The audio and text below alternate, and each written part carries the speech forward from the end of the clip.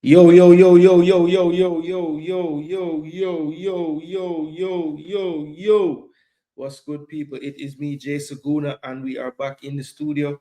And this time it's another match week review show. Match week 26. We had some midweek fixtures from Tuesday to Thursday. We would have been here last night, people, but we had to push it back one night. But we are here now to discuss all the midweek action. And it's the custom on the review show. When you get into the building, you have to let the chat know if your team was able to get 3 points or not. So if your team got 3 points, let me see the threes in the comment section from Shirley. Let's see the comment section from Shirley out. If your side got 3 points. I cannot do that. So yeah, I will be refraining from putting anything in the comments right now because my side did not get no damn 3 points. So I have to hold my corner up on that one there. So I won't let me remove this.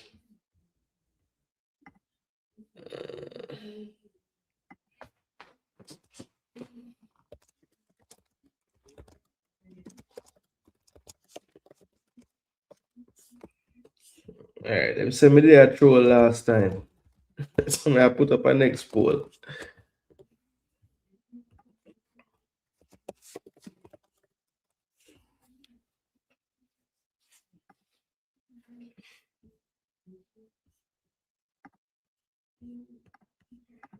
So I take them out. Can I say where they are troll?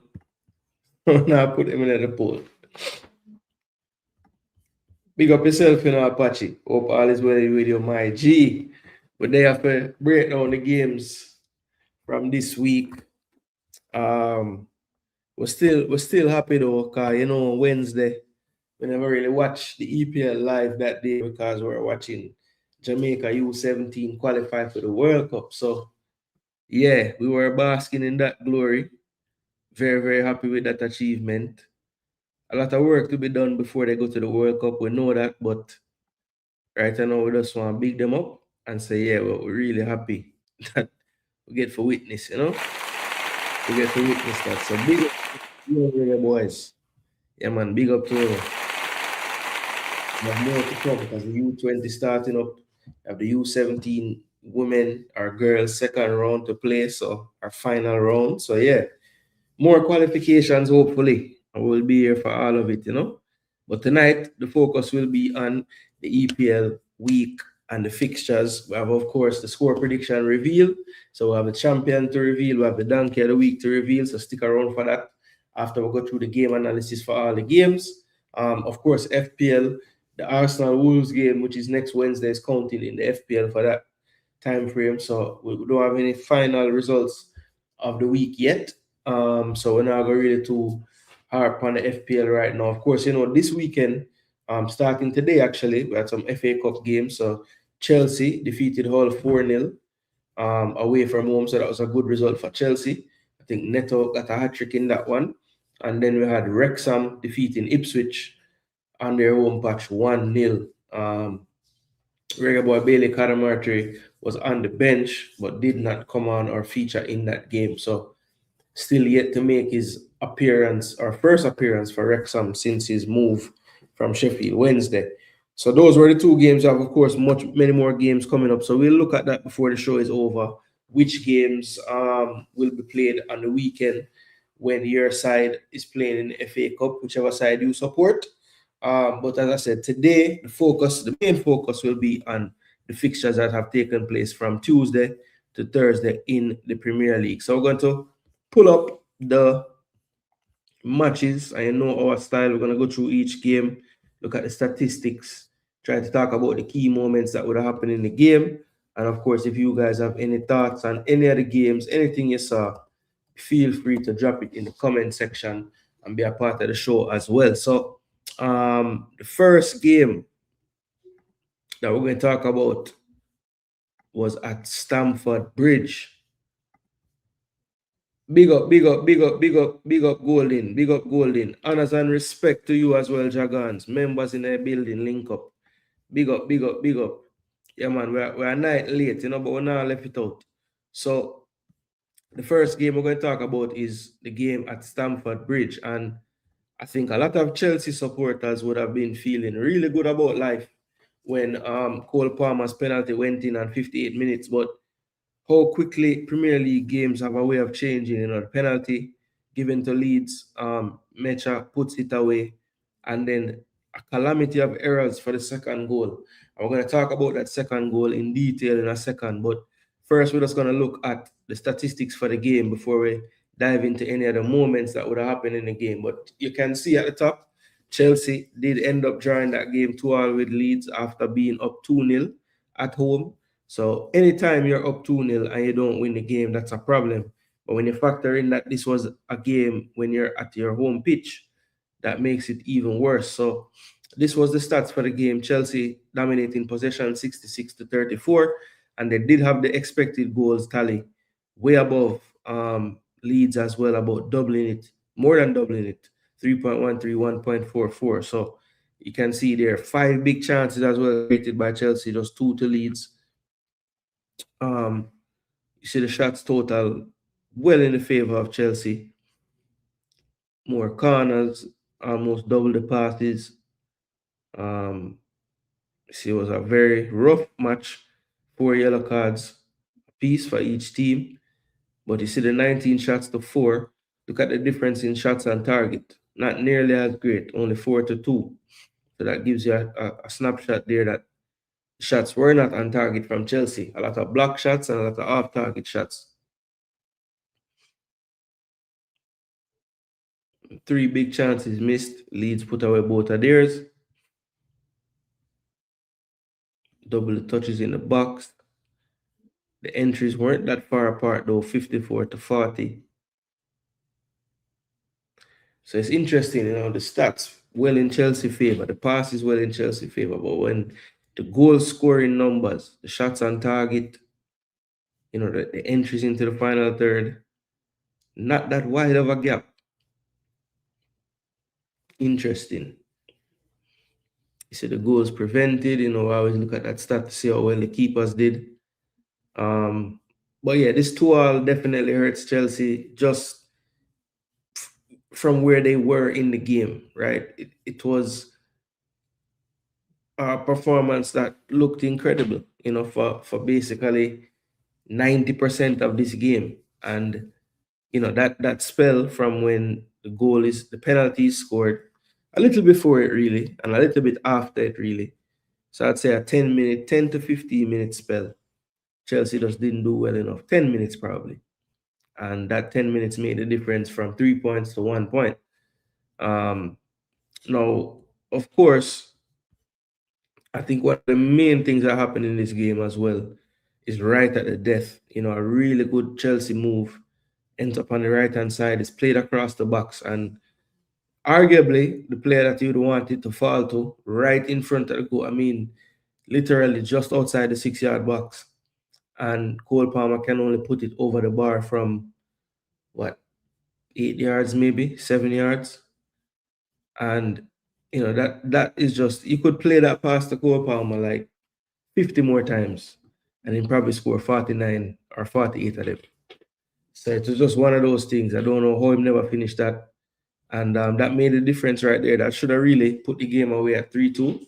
Would have been probably close to the last kick of the game as well. So, he'll definitely regret that one. But I think, I just want to talk about the second goal that Leeds scored. So, it wasn't pretty. It was a pretty ugly goal, if you ask me. And I just want to ask the people that were watching that game, what did you think of the non-handball call on Jaden Bogle? Because it pretty clearly hit his hand. So I don't believe that anyone would argue that it didn't hit his hand. I think the argument was that it did not really affect the play and it was an accidental handball. So, when a goal is scored, they check for everything. But I think some people were upset, and Rosina himself. And I'll tell you this: the rule says that if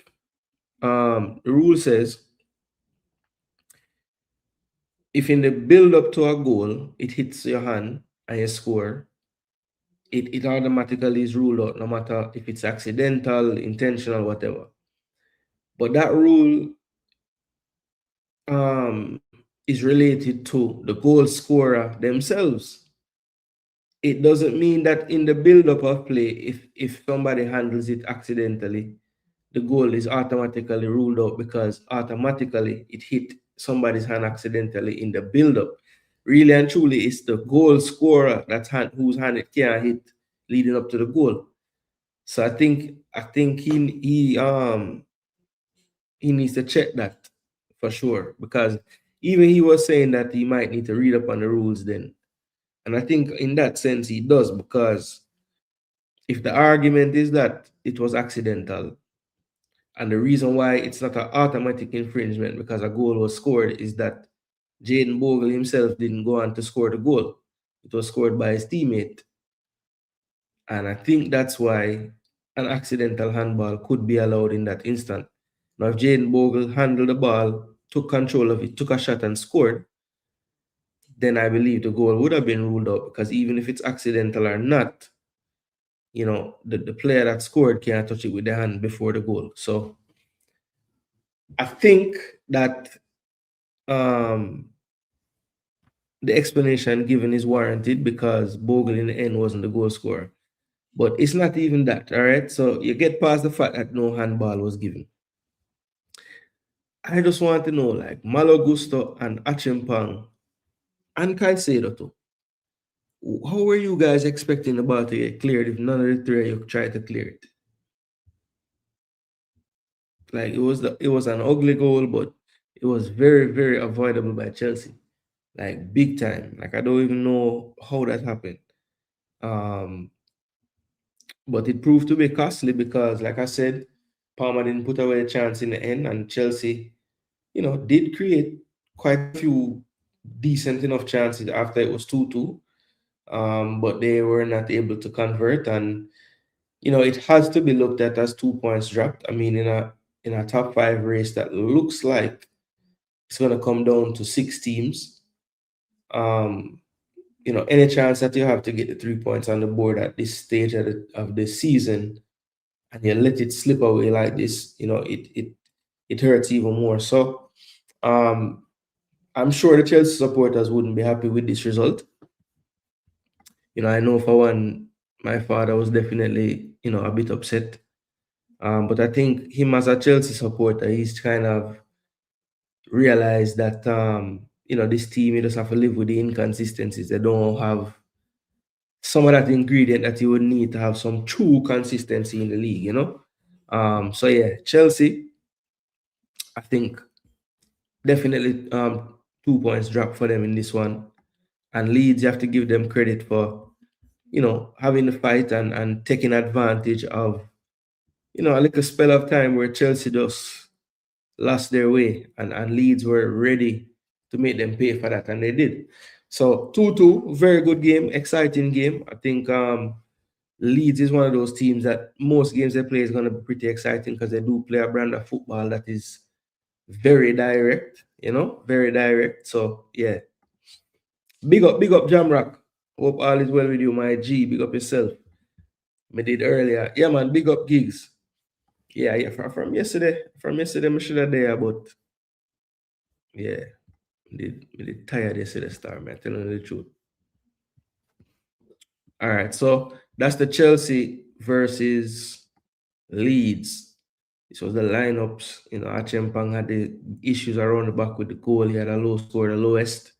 Gusto as well didn't have the best performance. There was no Reece James to call upon, because I think it would have been a day when him could have get a run out. And then not good news for them. Cucurella had to come off at halftime. And we'll see how serious that omission is, if it's something that's gonna have him out a few weeks or worse than that, or just day to day. We'll have to see. But yeah, Chelsea and Leeds, a good game, very entertaining game. And I think Leeds, most games that they play are probably going to be that way just based on their style. Big up David. Big up David J. Hope all is good with you, my G. Yeah, so that's the Chelsea Leeds game. Let's move on to the next fixture now, and that was Everton versus Bournemouth. And you see, Everton did get a red card, and O'Brien, I have him in my fantasy draft league. I think he was in like two of my teams actually. So yeah, not the best timing to have this guy in the team, but his red card proved to be an issue for them because it really took away any chance of them gaining some momentum to close out the game to get the equalizing goal. But they still did have a few chances here and there towards the end that they could have maybe salvaged a point. But in the end, Bournemouth stood tall enough to get the 3 points. And these were the lineups that played. You see Tyreek George had a poor one, getting I think it was his first start for his new club. And he didn't have the best of games. Barry didn't have a good game either up front. And you see for Bournemouth, Big True Fair is proving to be a good sign. In the left back, he had a brilliant cross for the opening goal, the equalizing goal to Ryan. I think Ryan has done something significant. He's come over. The young Brazilian, he's only 19 years of age, and he came over from Vasco da Gama for about 28, almost 30 million. And look at what he's been able to do since he's been there. An assist in the first game, a goal in the second game, and a goal in the third game. Quite impressive what he's been able to do. And I think some crazy companies keeping as well with like the first under a certain age or 19 or younger to have a goal contribution in the first 3 games or something like that. So yeah, he looks like another find by the scouting department at Bournemouth who, always seem to retool pretty well whenever they lose players. So he looks like to be a good find, and he's doing all of this in a brilliant time because it is a World Cup year, so you never know. Sometimes coaches just will take a chance on a player if they're just in incredible form, and if he can keep this up, you never know. But True Fair is a really good player. I remember seeing True Fair at the Olympics. He was playing for Thierry Henry and that French squad. And I remember saying to myself that left back is gonna get a move soon, and of course it took more time than I thought, because I think that was 24 and the move didn't happen until one more season. But yeah, he came over from Rennes, and he has been really good for me in this season. Up and down season for Bournemouth, but he has been very consistent throughout. But yeah, Everton, they fell 2-1 in this game, and it was a come from behind win by Bournemouth. And I think the coach must take some credit. He made the double sub, and pretty much that kind of helped to turn the tide of the game. And once they got those 2 goals, and they forced the last man foul by O'Brien to take them down to 10 men. Have to give Bournemouth a little credit for how they were able to play with the 10 men. But I think at that point, Moyes had, not Moyes, sorry, the Bournemouth manager had just said, look, we're gonna try to just see this one out. But Everton had the higher expected goals on the day. They had one more big chance. They took 5 more shots. Shots on target 6-4 in favor of the home team as well. But Bournemouth was clinical. 2 big chances, 2 times scored. Of the 3 big chances that Everton created, only 1 was scored, of course, and 2 big chances would have been missed. They did have a lot more entries though, did Everton 67-48. But Bournemouth's goalkeeper, probably the most important player for them on the day. And yeah, he did his thing. So Everton, you know, what's the real Everton? You know, they win some games here and there. I think they've lost a few now at home on the bounce. So yeah, with Everton, it's difficult. You know, they win a couple, it make you think, okay, they found something. They'll have a performance like this where you know the performance wasn't terrible. But you have to do more at home, especially a team like Bournemouth that's in and around where you are. Um, you want to put a much better showing forward, and I don't think Everton did that on this day.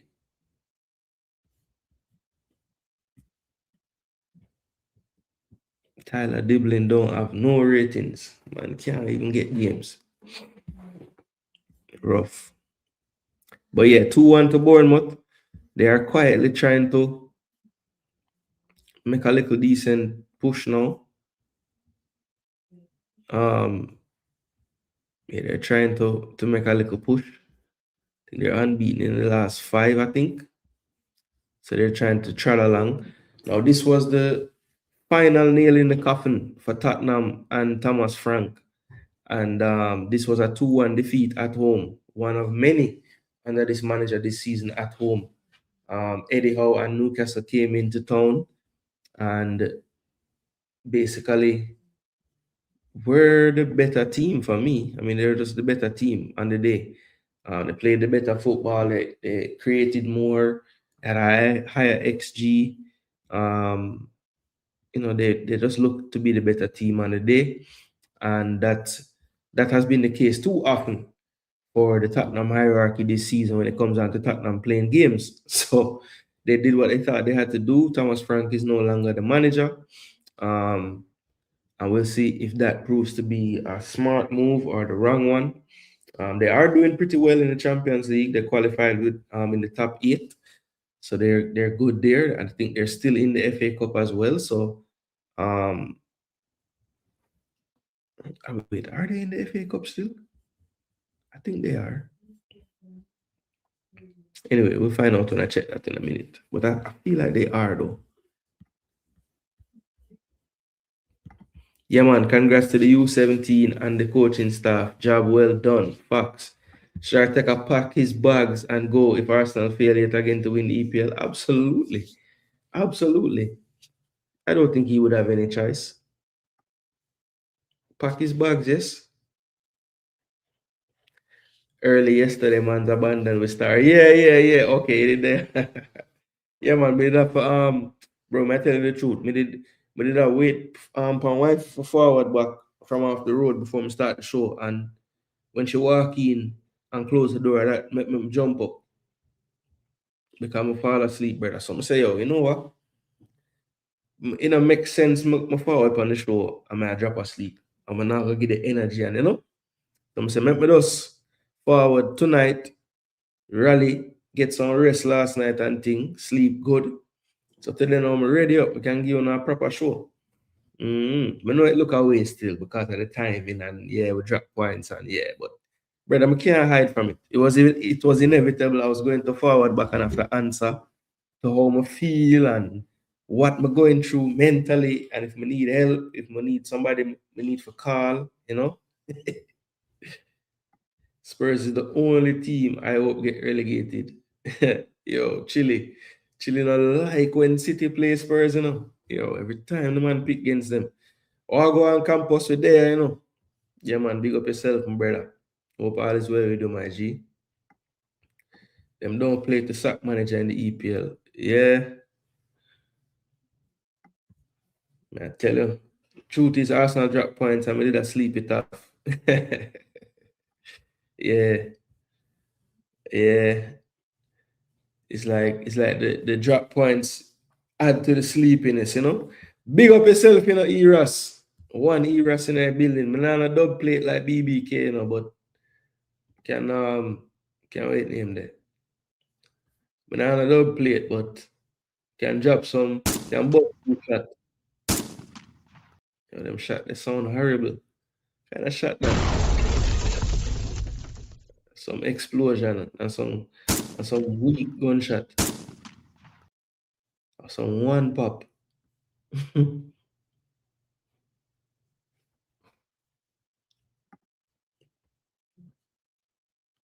Make Spurs go on, man. Arsenal result put you to sleep yesterday, boy. I mean, I tell you. I know if I did, all right, let me tell you, it could have been a combination. So the result, and then you see the night before when we qualified, but they kind of celebrate, like a me one celebration type of thing. And we just did like, we get to a buckle and, like, sometimes when you celebrate and you just kind of go too far, you know what I mean? Yeah, but they kind of overdo it. So they done tired from that night before, and then the points dropping just make me drop out even more. I'm say, yo, I can't have that show yet tonight. No man. Now I go,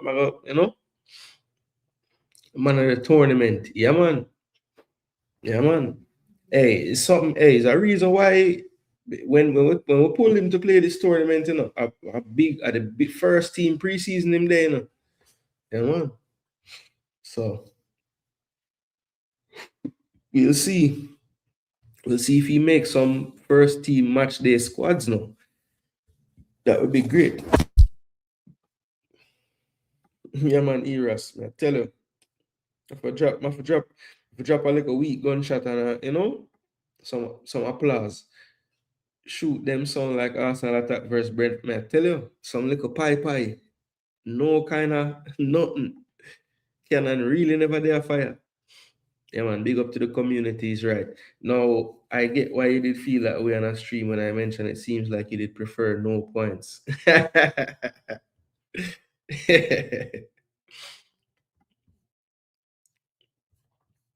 Yeah, man.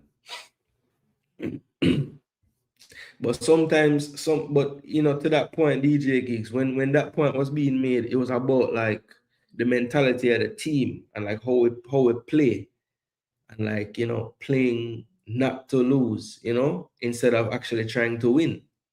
Because there's a difference to me. But yeah, the last time these players have to play under Thomas Frank for Spurs, and this was his last starting 11. You see, they were obviously without Romero. He's suspended still. I think this would have been the first game of the suspension, I believe. Probably get a 3-match ban. But yeah, this was the final 11 that he put out, and you see, he was forced to make a change in the first half. Then by halftime, he was making another change. Paulina came on for Bissouma, and Conor Gallagher was a forced change after 70 minutes, and that was all the changes that he made. If you look on the bench, though, nothing but youngsters really there to call on. Souza is, I think, the player they just signed. He's only 19 as well, though. They just signed him from Santos. So, not much on the bench for Frank to turn to. And then you see Newcastle side now. They had some change-ups in the midfield area. Willock got the start. Jacob Ramsey as well. But Tonali did come on for Ramsey. And you see up front, no Wissa, no Voldemort. Wissa didn't see the field this game. And Voldemort came in with like 2 minutes left. So it's quite interesting. And they have two quote-unquote strikers playing a 4-3-3. So you think one of those two will play. But now Eddie Howe said, no, we're going to play Garden. And I've seen Eddie Howe do this. Like before Wissa was playing, it seemed like Voldemort was playing every game.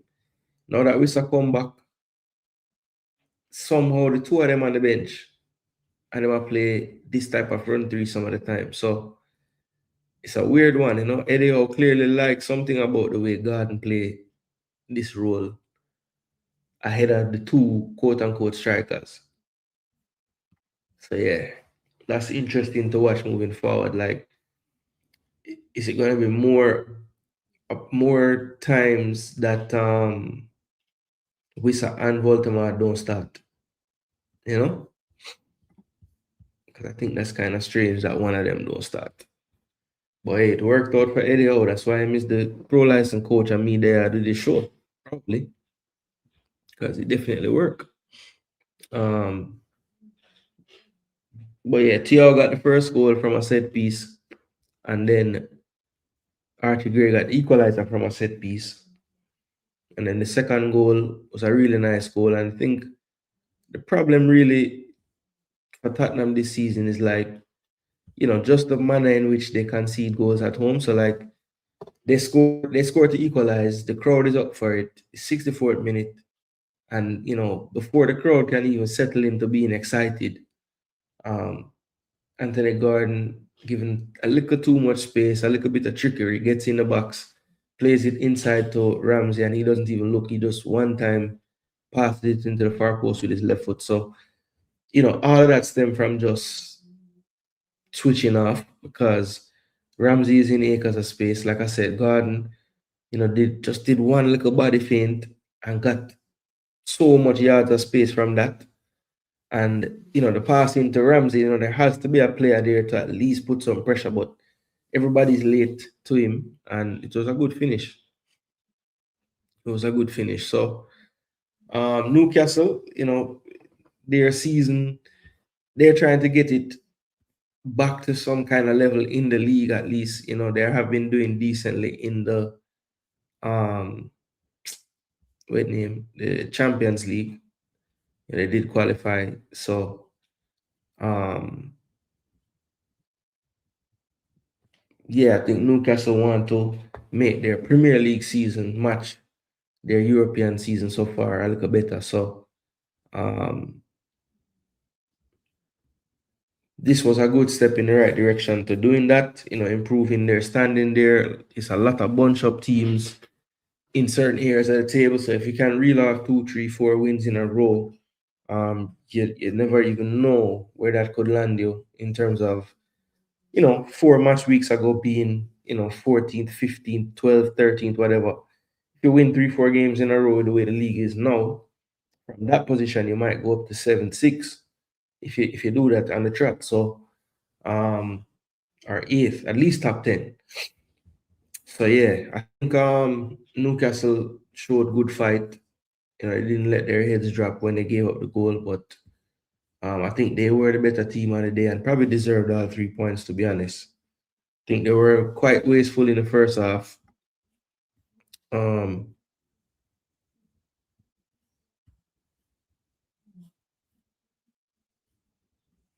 just gonna scroll through the stats a little bit. Big chances missed. The entries are real close, 56 to 53 in favor of Tottenham.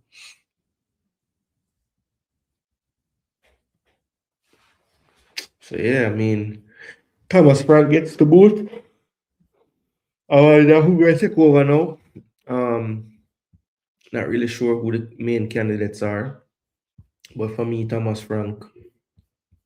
I don't know, for whatever reason he couldn't get it done there. I mean, I don't think he's like a bad manager, but it's one of them things, man. I just don't know why it never really worked out a little better. Even though I don't think Spurs, with all the injuries, I understand. I don't think they would have been. I don't think they would have been around. Yeah, you have to give credit to. No, I'm not saying credit. Let me say, I'm wondering the Tottenham people, like, what are they gonna do next? Because you've seen them bring in all type of managers at this point. They had Marino, they had Pochettino. I mean, yeah, Pochettino. They had Postecoglou. They had Thomas Frank. They just had, where did they turn to? Where did they turn to now? I'm not really sure. Um, but I think they had a lot of injuries. They had a lot of injuries for sure. And who knows, maybe Thomas Frank ends up somewhere else and does the business. He had Brentford playing well, um, for their, but then again, you see Keaton just come in with Brentford and they're way up in the table. So, was Frank doing, should he have been doing better with Brentford? I don't know.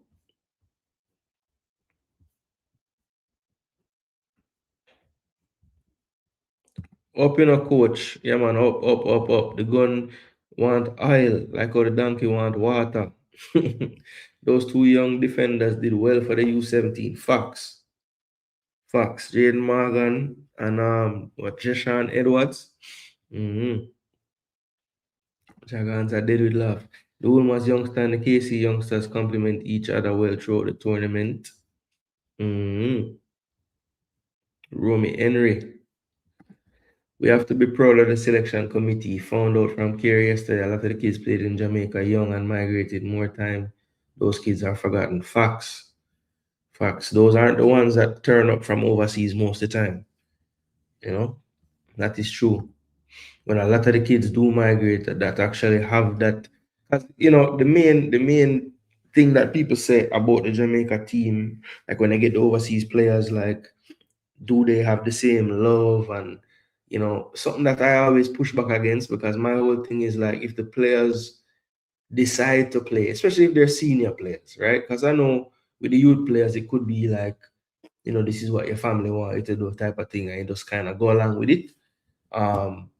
But with the senior players, I just feel like with most of them having options and could do something else. And sometimes people say, well, they couldn't play for another team, so why would they just they couldn't play for another team, that's why they play for us. Well, there is an alternative in football to just take a time off when you're off the club football. Some people might not want the extras. Them just want some time for just not playing a football in certain moments, and they might not just want to play international football at all, which is a thing. Some people might, it's weird. I don't see how a footballer could have that thought. But somebody that's been playing a while and has never done that, they might just say, hey, I have this thing figured out now, so I don't really want to add anything to it, type of thing. So I just feel like if they do come and play, they want to play in the first place. But I think the argument still is like, they're not as connected because they haven't lived the existence really. So I think if you can get a player that's been adding some development outside of Jamaica, that did actually live in Jamaica at one point, right? That's probably a win-win. On an EPL note, Chippy looked like the left foot loaded again. Ball striking ability looked to be back. Put some pinpoint crosses in. Yeah, he is putting some good deliveries in. That's for sure. Where I wanted to come back though, Rob, is the shooting. Like get some more shots on target. But you're right. The cross has been really good. Well, at least in the last game, they were really, really good. 40 shooter drop leather. To me, Barnes is more dangerous than Gordon every time I see him play for Newcastle. Yeah, I think that's why Gordon getting played in the middle, because Harvey take over the left side. Mm-hmm. If you got to see both of them in the Manning Cup for their respective teams, you was to see them displaying their talent. Arteta and Slot next on the chopping block. Tottenham won something last season. That is true. That is true. That's why, like, them getting rid of Postecoglou was kind of mad, because I know he finished where he finished, but the man getting to the Champions League, let the man at least start out the next season and see what can go on. But he said he done gone bad already. And I think even in his interview, him say,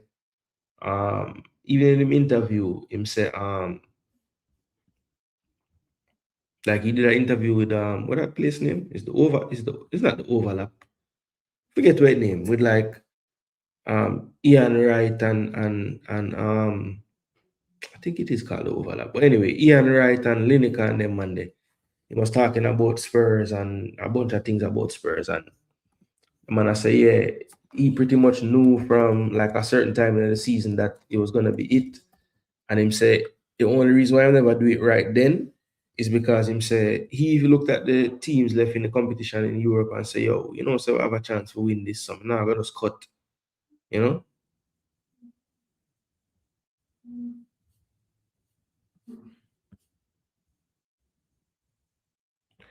Ooh, Gimares suffers a serious muscle injury out for weeks.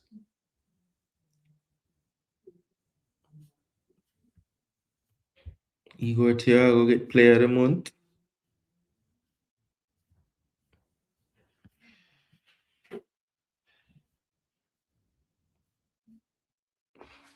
Okay, so interim coach until June, Igor Tudor. So he was the failed manager at Inter.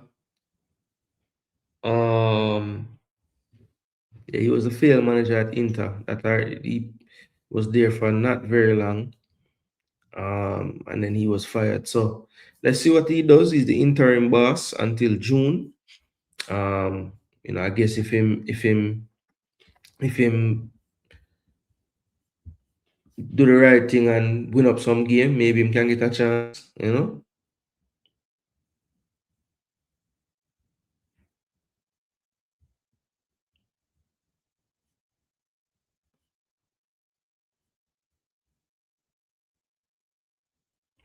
Is it fair to say players doesn't get the same treatment like manners when the team is bad in football?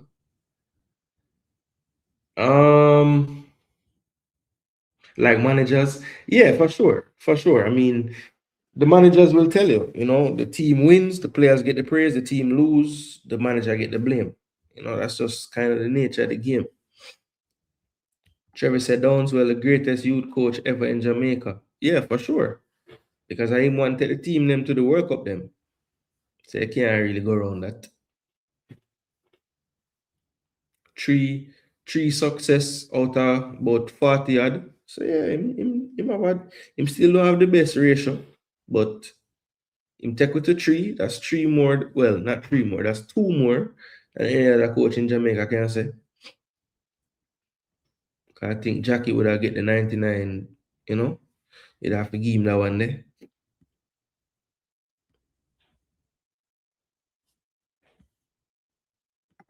Conrad, big up yourself, bro. Big up, big up. Float, big up yourself, my G. Wow, go on. They said the Kim boss.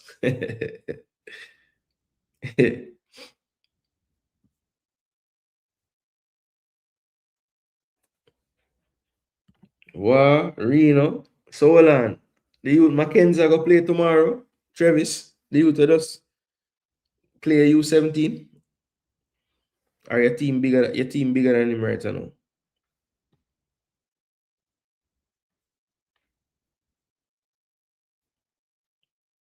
If Arteta choke and slot miss the CL, them can call Uber. Most people bypass that mixing players that are not at a level, which shows when they're up against better playing teams. Interested in Jamaica just making tournaments. I want them to compete, not look loss. Yeah. Yeah, I think that's the thing, gigs. Like, I don't think some people understand that levels are a thing. And that's just very hard. It's hard to have the conversation if people don't understand and appreciate that the levels are a thing. You know what I'm saying?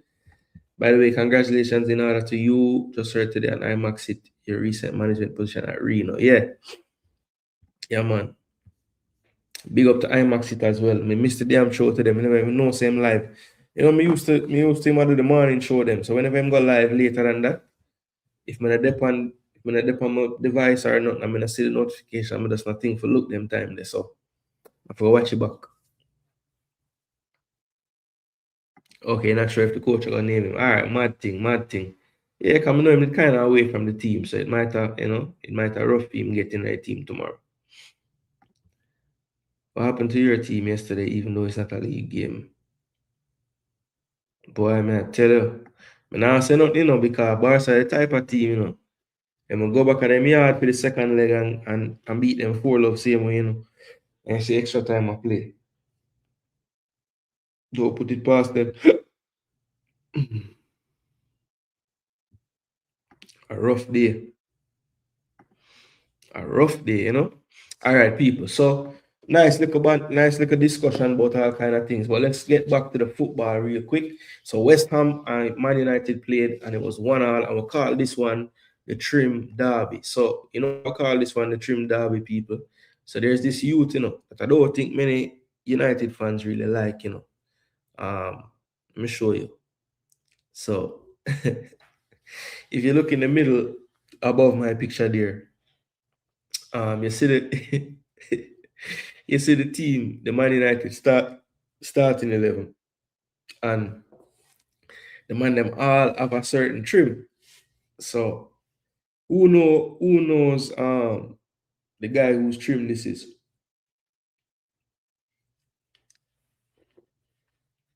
I don't know his real name, but I think him him handle is the United strand, which I think Goldbridge and them gonna take all of his money, but that's another story for another day. But yeah, he's the one that said a while back now. I don't even know when this bet would have been made. But he said that until Man United win 5 games in a row in the Premier League, he's not going to cut his hair. And that is literally what the man's hair look like now after all the time. And of course, this win or this game against West Ham would have marked a chance for I think he said just the second time since he's made the bet to cut his hair. And for a long, long time, it was looking like it was going to be possible. It was 0-0, man. He was playing decent. But when West Ham scores that goal in the 58th minute, I know he must have been, or the 50th minute, sorry. I know he must have been thinking like, damn, don't tell me another day where I'm not going to be able to cut my hair. So yeah, of course, the match ends up being drawn 1-1, but sad to say for him, the cycle has to start over again. So he's gonna need for Michael Carrick to get his team back to winning ways and to do it 5 times in a row if he gets a trim. Now, my cousin told me that he thinks that the happiest person on this day was actually that guy because his whole thing is about having this hair and the team not winning 5 games in a row. So like, what does he really become once he gets his haircut? He's just another dude with a haircut again, and is he already famous enough to the point where people are going to keep caring, or is the fact that they're caring the hair? So my cousin thinks that it's the fact that he has the hair is why people care. So if he cuts his hair, then his whole thing is over. So yeah, in a way, he should be happy that it didn't happen. He can keep this up. But yeah, this game was played at London Stadium. Nuno and West Ham, have been a much more difficult team to play of late. And they proved that in this game. I thought they had, a decent enough game that they did cause a few problems. I think Man U and the balance of play was probably the better team. But for long stretches, it looked like West Ham was going to stick to the task and just not allow Man U to get that goal that they were looking for. They came close a few times, and it was looking like maybe really and truly it wasn't going to be Man U's day. But it was a brilliant finish by Sesko. I think, some of those clips that you would have seen of Sesko before, like, because how people are. I mean, some people watch a lot of football. They watch all the leagues. They really keep up with a lot of things, right? Others, they probably have their team that they watch, or maybe that league that they watch. But whenever your team is linked to that player in the summer, or even a rival team is linked to that player in the summer, you'll do your searching and you'll look at clips and you'll try to see more of that player in packages, highlight packages, things of that nature. Well, the goal that Sesko scored, it looked like a lot of the highlight packages I had watched of Sesko. Really deft touch, technical type of finishes, and that was really and truly a wicked finish. I don't know if people quite understand like the difficulty of getting that finish, the way he got it, like the way he was able to contact the ball with it coming in at that angle like that. That was a very high, that's a high degree of difficulty, right? To finish it the way he finished it, So I thought that goal was brilliant by Sesko, to be honest, and it just looked like, kind of what those highlight clips were selling, those type of finishes, But yeah, I think Manchester United, before the game would have wanted 3 points, I'm sure. But I think the fact that they were able to eventually find at least the equalizer will be a good feeling for them, And I think at this point, it's going to be a race to see who that top 5 is. And I say top 5 because it's looking like, based on how well the English teams are doing in Europe, that, there will be, next season, it will be 5 teams again. And I just feel like right now there are probably 6 teams, maybe 7, if you include Brentford in the mix, that could potentially be fighting for that fifth spot or second to fifth spots. Probably not second so much, but third, fourth, fifth, sixth, and third, fourth, and fifth. Definitely, I see about 4 teams definitely fighting for it, potentially 5 teams. So let's see how that plays out moving forward. But like I said, this game right here with West Ham, they were just willing to, they did create a couple of good chances, West Ham, but it was a game where Man United kind of were the ones that had the impetus to go forward and try things and be on the ball more. And West Ham totally don't mind that. And you could see when West Ham did get the ball and United was a bit more stretched, Somerville, Bowen, they definitely caused their issues on the counter. Um, and I think that's always going to be a challenge, like a team like Man U right now.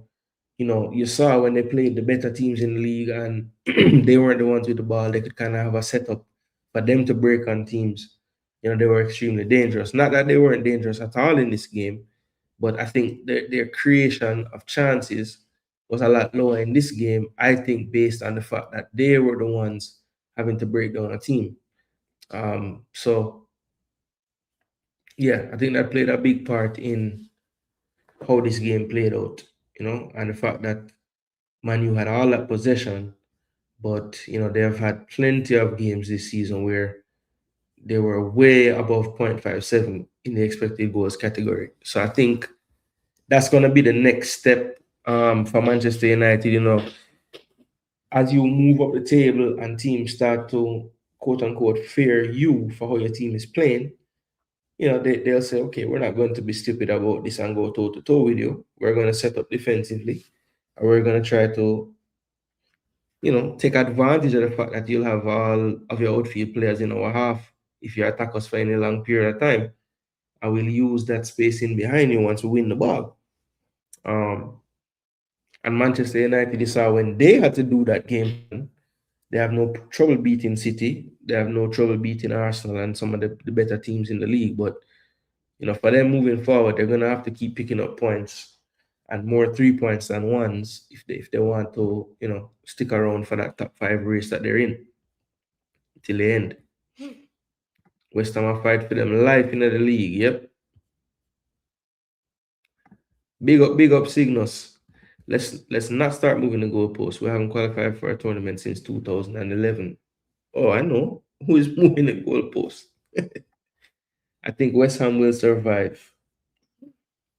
Yeah, I mean, honestly, Crystal Palace and Forest, they look to be in shambles, man.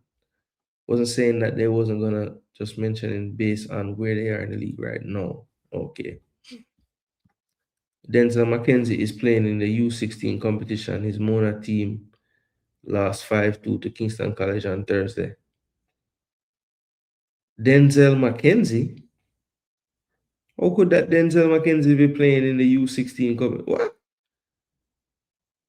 Or there's a next Denzel McKenzie? Campus, what we are talking about? Agreed, they'll have to fight hard, but I think their coach is trying to at least make sure they finish above Forest. It's kind of personal. Yeah, facts. Nothing would sweet him more than him getting that last spot and relegating Forest. That would have just make him whole. Yeah, that would have been great. No, man, I can't Denzel McKenzie, man. Denzel McKenzie too old for that, unless he have a little brother or something.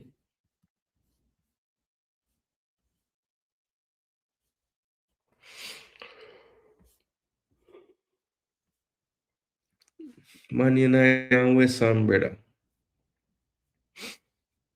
West Ham are one of them teams in a way. Based on how them are playing now, enough man will probably look on the schedule and say, oh, we have West Ham that week. Yeah, man, 3 points that. But I play some good ball now, man. I play way better.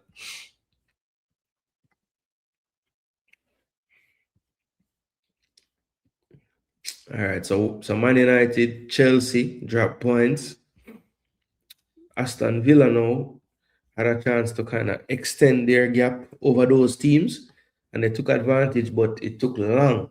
86 minutes, a own goal from Hinso Wood. It was a corner from Leon that was flicked on by Mings, and it did get a double ricochet off of Mings' head, then off of Hinselwood, and in the end, Hinselwood was the one that they gave the own goal to, which kind of was sad because it took away Bailey assist, but he did still deliver the ball.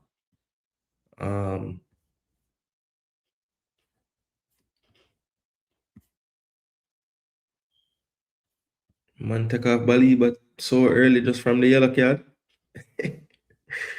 But man say, I'm not get no red card today. Leon came on in the 68th minute. I'm going to see how Leon play. Well, watch the highlights of him, but let's see statistically how he played. All right, so the passing was up there, dribbling, defending, never took no shots. Let's go to the list. 0.23 expected assists, 3 key passes. That's very good. 2 out of 2 on his crosses. 5 of 6, 4 of 5 in opposition half. 14 touches, lose the ball 5 times. That's good. 1 successful touch. Didn't complete any of the dribbles. Was fouled once. On progressive carry.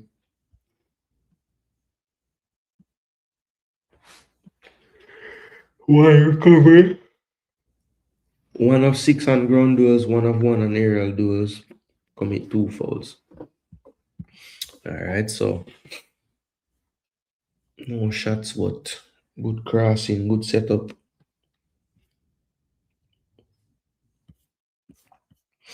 So 1-0 to Aston Villa. Own goal, as I said. See, the XG not good enough for them. 50-50 possession. It took 6 more shots, did Aston Villa. But Brighton had 2 more shots on target. And Brighton did hit the woodwork on the day as well.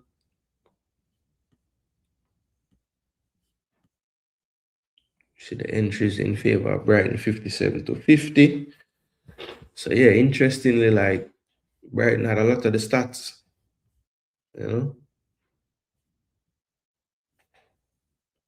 Oh, mighty ants, yeah. Me never want to assume say Amy attack, but me did figure Amy attack. Yeah, man, you're good, bro. Forget what? Oh, Nathaniel him name, no? Nathaniel, I'm forgetting last name, but Nathaniel him first name. Listen, I watched some stream, but he got a job, and some of the fans didn't want him, but they look better defensive than how they were by far. By far. I think they were saying like the amount of goals where them concede since him is the manager. Like when you put it up against the other managers that been there, it's like night and day. Look at that. The man who is running Man U said England is colonized, but players are not from the country saved them from embarrassment yesterday. Facts. Yeah, because I think the thing is, like Radcliffe, because the whole reason why I'm doing like the bag of immigration is he must say to bankrupt the country because of the benefits, right? So I think the way them see it, gigs, is like them now go really think that Sesko family from which part Sesko come from, Czech Republic or whatever, them now go come in and I look a bag of benefits.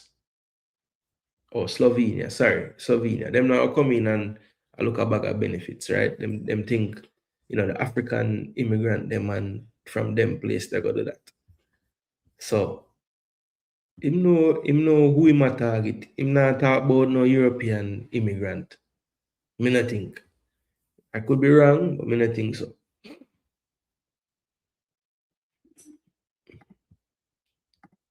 But yeah, colonize a different thing though. Colonize literally. I mean, they might get benefits, yes, but them not run nothing. If you colonize somewhere, you're gonna run it. But I guess he must say, because all the money they might get, all the benefits, budget or whatever, all the money,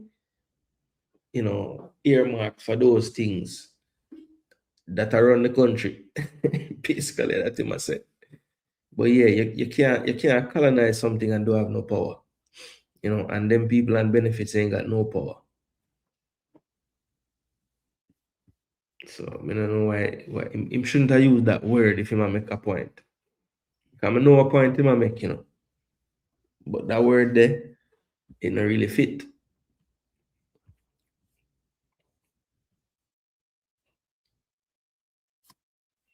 Yeah, so Aston Villa right in 1-0. Like I said before. Aston Villa have a good game tomorrow in the FA Cup. Aston Villa, I think, takes on Newcastle. And I believe Leon will probably get his first start since being back at the club tomorrow. I believe.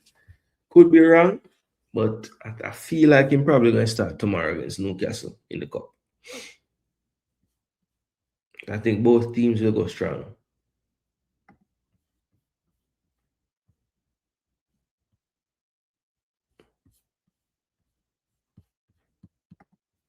All right, so let's see. Villa. So that's the Villa Brighton 1-0 game. So they bounced back after a few tough performances. Now, this was probably one of the more entertaining games of the match week. And it really was a half of football that was crazy. 2 goals from Strand Larson to open the scoring. And then in a from 40 minutes until the end of the first half, a little bit into injury time, 3 Burnley goals unanswered. And they went into halftime at 3-2 quite amazingly. Nobody would have thought after seeing that second goal, 33rd minute, if you had told me, like if some of the people do the in-game gambling and stuff. If there was some kind of bet for the half to end 3-2 in favor of Burnley, I'm sure that payout would have been mad. You could have put $1 and win about a 20. Not dollar either, or like $1,000. Yeah, because them odds they would have crazy. But yeah, it actually happened. Once Lerma turned the ball into his own goal, miraculously Burnley was going in at halftime up 3-2 after being down 2-0. Crystal Palace, eh, pretty much the story of them season, just not putting away all the chances, the half chances.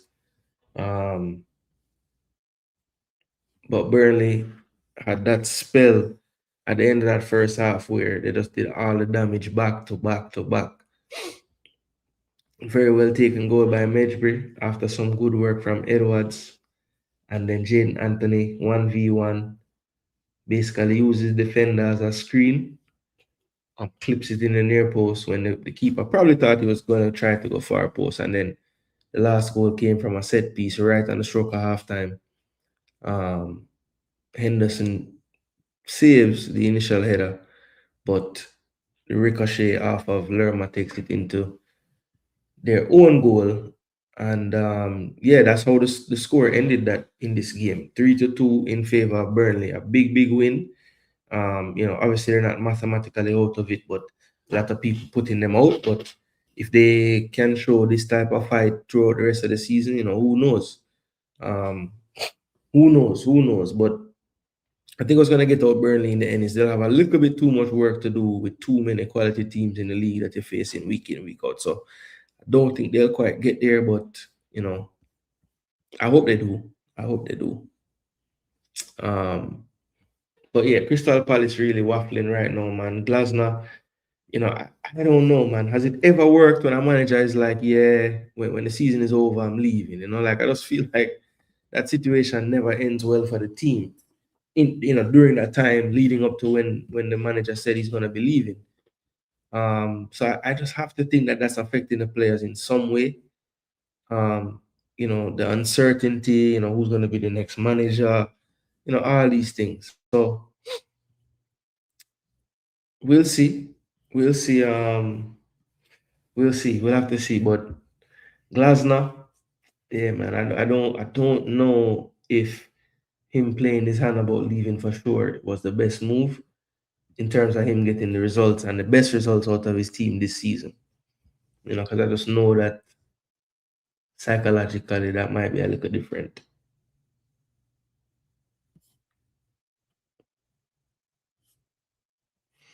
But yeah, Crystal Palace fall again, and telling you if they continue this free fall before you know it, they're gonna be talked about with the other teams that are battling the drop.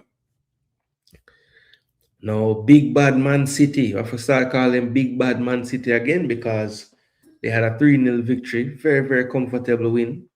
Um, and Fulham really didn't lay a glove on them, not until consolation time, once it's 3-0, second half a little late, But other than that, yeah, it was domination really. You see the ball possession 56-44, which not that dominant, but I think when you look at the difference in the halves, that tells you all you need to know. I think in that first half, it was some of the football was like vintage, vintage City ball. But I think the signs were there that this City is not the same as some of the ones in the past. The expected goals, being a little bit higher for Fulham. They did get a really good chance as well that they couldn't convert, but in the end, I think City did enough and control the game enough to where it just sometimes big leads are there in games and it looks like oh, there's a chance if something happens. It really didn't. I want to say Fulham really didn't create like a bunch of clear cut chances. There was a few, well, one or two clear cut and then a few half chances. But yeah, Man City, they like I said, their first half performance was workmanlike, professional with the technique, the quality as well. I thought Nico Riley's goal was really good. Erling Haaland's goal was really good as well. Well taken, quick decision, one touch, one body feint, shoot. Just no need to complicate things. Just play simple. But yeah, Man City, breathing down my team's necks at this point. We have a 4-point lead, and like I said, the FPL won't get checked tonight because I know that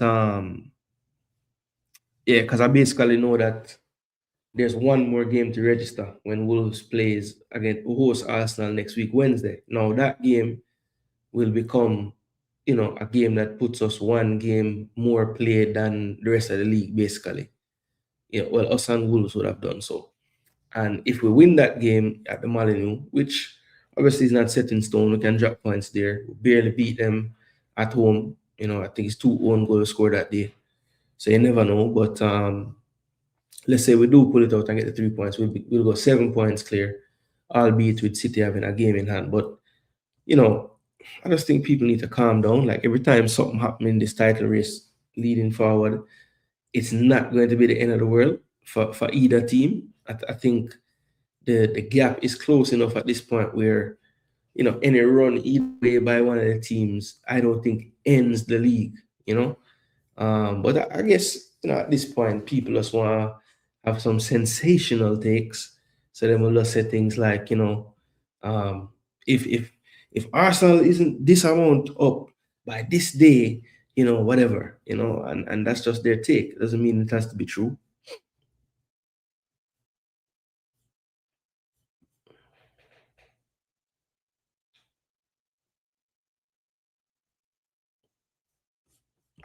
But all that benefit was put in place for his people, but others just made us off it too, I think, yeah.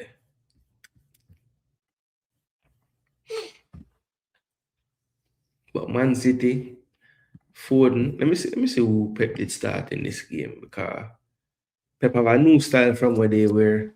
He might unleash O'Reilly in the midfield, and this is the first game it really show some. Well, I wouldn't say the first game, but this is where I think you're seeing O'Reilly really get comfortable now in this role.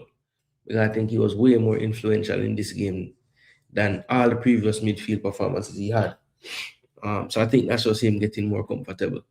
You see Gay out here putting up mad numbers as usual. Wicked piece of defender. And yeah, it's looking way more formidable, eh? Gay and Diaz in the middle.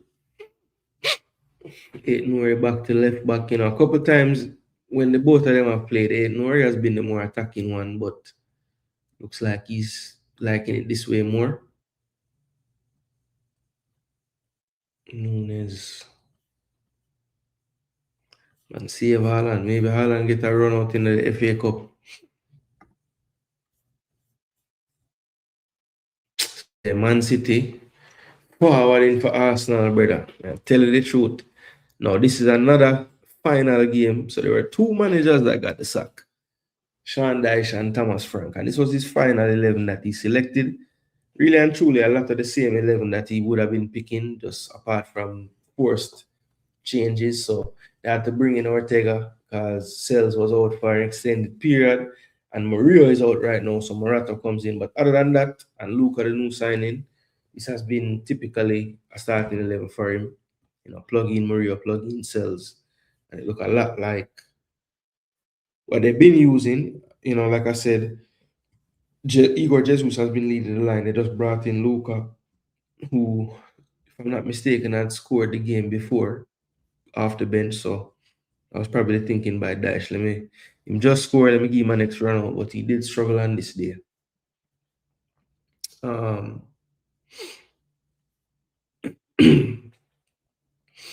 Wolves now, they picked up Armstrong from Southampton, Tolu in the summer, and Mateus Mane has been a good addition lately. So they did play the lineup with 2 Buenos and 3 Gomez. Bueno, Gomez, Bueno, back to Gomez, Bueno, Gomez, Gomez.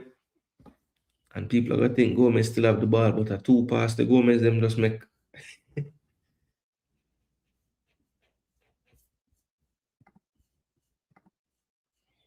Yeah, so this was the lineups used. Now, Wolves will be heading to our way. Let me see, does Wolves have a engagement on the weekend? I think they're probably out of the cup, No, so then play Grimsby. Nice. So Wolves have to extend them, use up them squad as well. So it's not like they have that advantage and us we're just resting this weekend. Some teams like, Man U out of the FA Cup. So I think from the game they played in the Prem, they have like another 11, 12 days before they play again. So they have a full, you can go on holiday to rot it.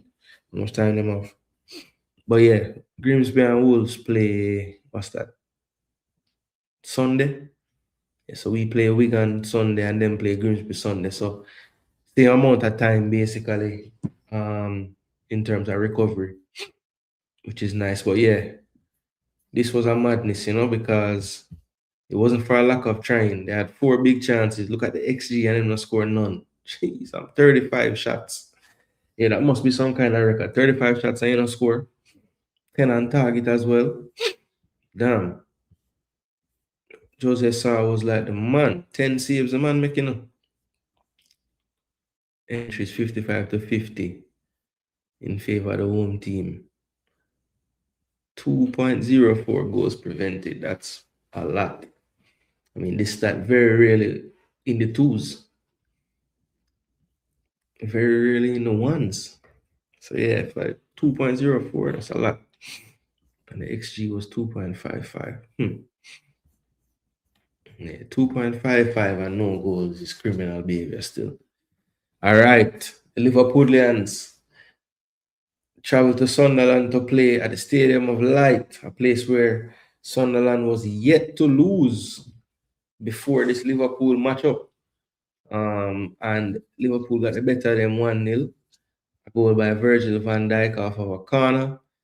Diarra looked to have it covered on that post. Oh, it wasn't Diarra, it's who's headed it. It was Diarra, yeah.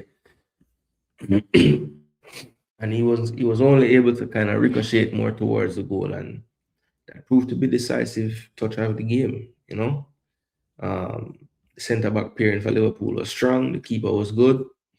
You saw him switch out the full backs to try to keep other players fresh. So Gomez came on for Endo. Robert played the whole game because probably next go around Kirkes will start. So he'll probably be making sure to rotate those players. But Endo looks like he might have picked up a knock. So Gomez inclusion might be forced. But yeah, Sunderland just could never get in the game enough to cause enough problems. You see the XG heavily in favor of Liverpool. They did create one big chance though, did Sunderland, but 4 big chances on the other side. Double up the shots. All right, passes. Okay, total shots on target now 3-2 in favor of Liverpool. Okay, 3 big chance miss. Liverpool never have them shooting boots. 64-24, 64-44. Final third entries for both teams. Liverpool with more.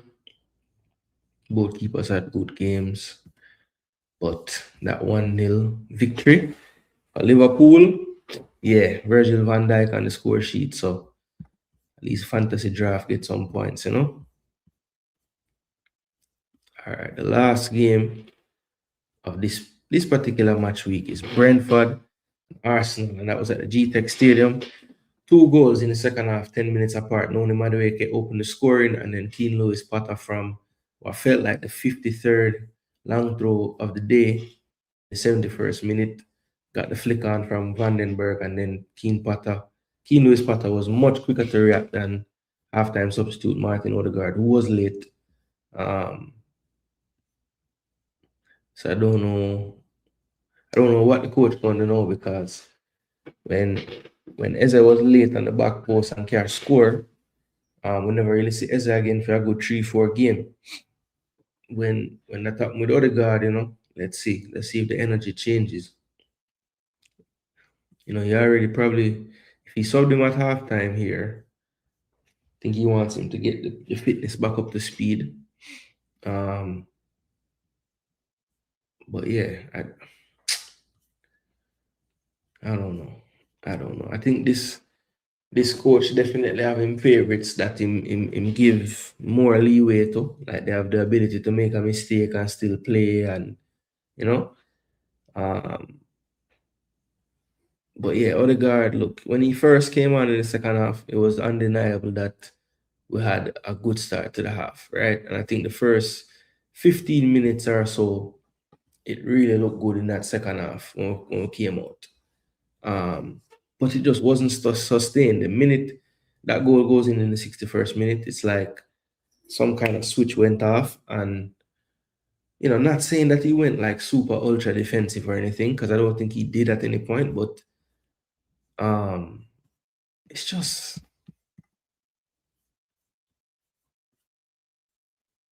yeah,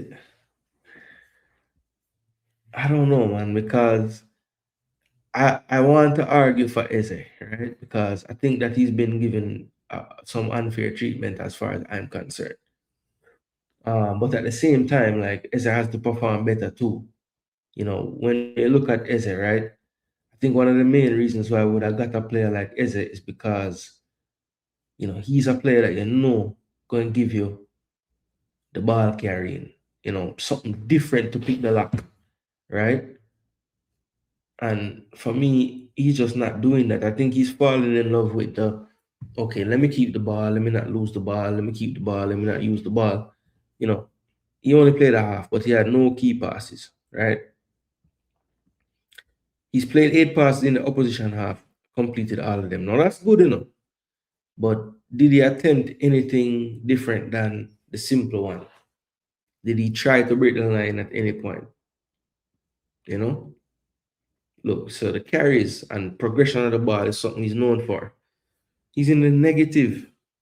He's in the negative. So he's not even playing like how we know him to play. 2 contribution, 2 ground duels, couldn't win a area of duel and commit a foul. So yeah, that's Eze game. And then look at Martin now. Because Martin is the one that's, you know, gets a lot of the stick. Even from me, I'm gonna be fair and honest, even from me sometimes. I want you to notice something. You see the carrying distance difference? Remember, you know, as I was in the negative, you know. We got the carrying distance. 1 progressive carry. 13 overall.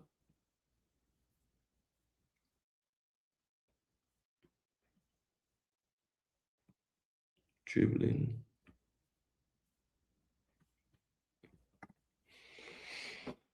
Yeah, so let's see. It looks like Odegaard is kind of getting back to full fitness, if not fully fit now. And Eze is really those who are now the two most recognized number 10s in the squad. So I think that's gonna be an interesting one to watch. Like which teams does he think Eze suit more? Which team does he think Odegaard fit more? He's gonna have to come up with those decisions. And those are the things that make me nervous because he's kind of fallen short in the past, not having to really make personnel decisions, whether it was injury problems or the squad does not being deep. Now, this year, I have a squad that is arguably two people deep in every position, right? And I just worry that he's going to have to calm down. Like at some point, he's going to have to calm down before, yeah, I just think he needs to calm down. And I think that if he doesn't calm down, we will start to be panicking a bit on the pitch. And you could see, like in this particular game, you could kind of see early on that Arsenal never had, that usual.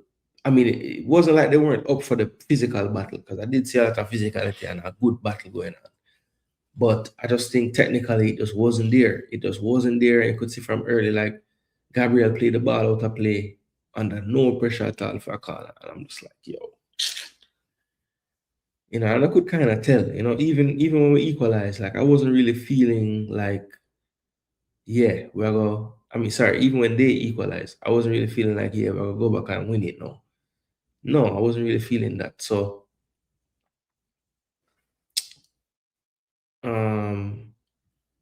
yeah, I mean, when you look at like the subs that were made, he made the halftime sub. I think that worked. We have to be honest.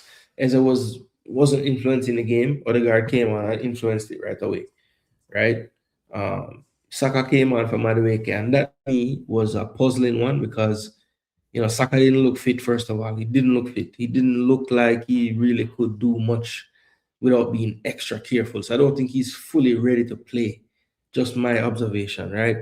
And then I guess Arteta is thinking about the fixtures coming up, and he knows, I haven't been playing Madueke all the time, and do I leave him on and keep him on for the whole game, not knowing what kind of fitness level he got going on right now. So and he not wanting to compromise his fitness right now because we have so many issues. We don't really want to lose anybody else. So maybe the plan was always, you'll get the FA Cup game. So, we're not gonna run you out of your shoes in this game right here. So let's see when the squad come out how that go. But Madueke, I thought, had a decent game. Not just the goal. Rico Henry got a low mark, but I think that's really harsh. I don't think Rico Henry was that bad in the game, to be honest. But I guess when the goal comes from your direct opponent and he wins the header over you, that's gonna mark you down for sure. But just good to see Rico Henry starting regularly now, like before all his injury problems. And you can see the sharpness is getting back there all the way. And yeah, I think if he can continue starting like he has been, I just think that if Rico Henry does get called by the coach for March, we'll get a much better version of the Rico Henry, or a much better version than the Rico Henry we saw. Yo, yo, yo, yo, yo, BM, big up yourself, Let me see. What's going on there?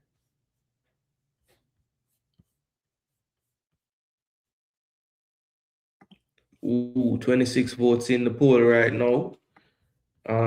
Let's see. 8% picked Villa, 50% said Man City, and 42% said Arsenal. So if you haven't done so already, hit the like button and also drop your vote in the poll as well. Tell me what you think, who's gonna win the damn league. So all right, so for this game, right, it was, let's just look at the numbers real quick. So the stats, where are the stats? Okay, there we go. So you see the big chance is 3-1 in favor of Brentford. It's one of the few games this year, I think maybe the third or fourth game that Arsenal lost the XG. It was 1.51 to zero point 0.6 for Arsenal. 12 shots to 7 in favor of the home team. Arsenal did make more passes, but the shots on target were 3-2 in favor of Brentford.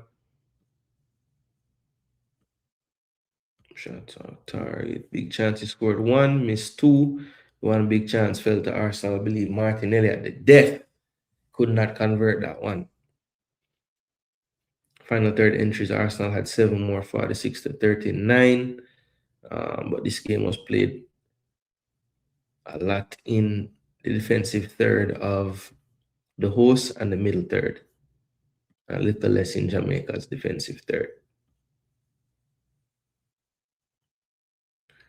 Arsenal can thank David Raya and some wayward shooting for the point that they were to get in this one. But Brentford proving to be no joke, man. I think if you look at, Arsenal fans will hate this stat, but the last 11 games, I think it's 11 or 12 games, one of them. Arsenal have the most points. Second place is City. Third place on that list is Brentford. So at this point, we can't say, oh, they're in a patch or oh, this is a good run. 11 games, 12 games, that's a good sample size for where a team is. And for them to be sitting third in the table in those last amount of games, that just shows that the team is doing a lot better than people probably are realizing, But yeah, this one ended 1-1, and I think on another day, Arsenal might even lose the game because, one of the plays where Thiago got stopped, it was Mosquera after getting beat initially, made a rapid recovery run and like literally got his foot in time before he tried to strike the ball. That was a brilliant defensive play. And then the other one was when he was through on the right towards the end of the game and he just couldn't keep the shot down. But yeah, those two plays, I will always remember those because, they were big moments, and I feel like, as bad as the Martinelli miss was, I think the way we were playing that game, if we go down 2-1, I believe we lose the game. I don't think we'll find a goal to equalize. So, yeah, some crucial blocks while defending, and I think in that moment, with the set piece, the throw-in, we had survived like, I don't know, about 7 or 8 of those throw-ins already. And it's just one of those things where eventually they're going to make the right first contact, and it's just on, us staying switched on, and yeah, Odegaard just realized late and tried to put his foot up. I think he even kicked Kane Lewis Potter, but Kane Lewis Potter probably didn't even feel it in that moment. So, yeah, man, yeah, you have to stay fully switched on. And I think, what better team to block something like how Brentford scored than Arsenal? Like, it was looking like how we set up everything, Are you surprised by the lack of fanfare around the under-17 reggae boys? BM, honestly, no, because Jamaicans don't really care about the youth teams in football that much. You know what I'm saying? Like, there was no, I mean, like, who did the live stream yesterday or Wednesday? Like, how many people actually live stream that game? A qualifying game to get to the World Cup. Not many. You know what I mean? Not as many compared to like if the reggae boys were playing even a friendly. So yeah, I just don't think that people,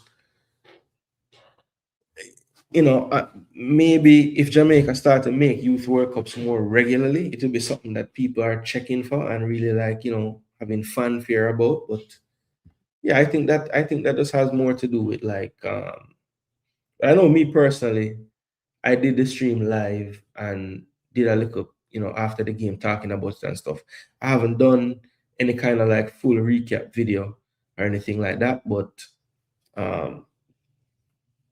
yeah, I mean the games are just coming thick and fast. If I'm gonna do a game dedicated to this, I mean not a game, a show dedicated to this qualification, I have to do it soon because before you know it, it's the U20s and I want to get started on that and give that team the same energy, So yeah, I think the fanfare can, it's par for the course in terms of people don't really discuss the youth football as much. Like there's a lot of things behind the scenes that might not be the greatest things.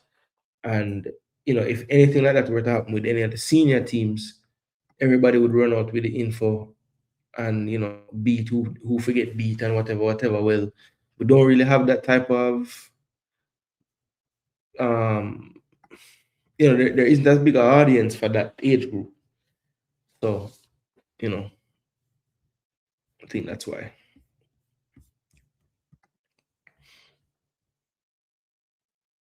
But yeah, Arsenal dropped some points here. We'll know at the end of the season whether it's a point, 2 points dropped or a point gained. But everybody just relax. No need to panic. All right, people? No need to panic. If we're going to win the league, not panicking is a must. So we as fans don't need to panic. All right, let's see. Let's check out the table real quick.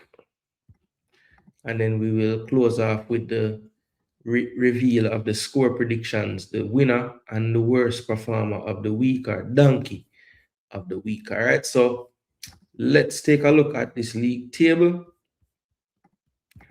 and kind of see where everybody stand before this FA Cup weekend. So Wolves rooted at the foot. They got a draw though, so they're on the up and up. Maybe they can do one better against Arsenal on Wednesday. Then we have Burnley after getting a win up to 18 points. They have Chelsea next, but they are still 9 points off safety.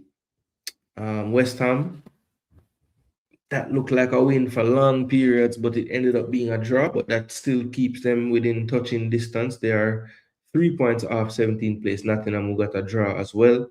Tottenham, 2 losses on the bounce, 3 in the last 5. They're on 29 points in 16th.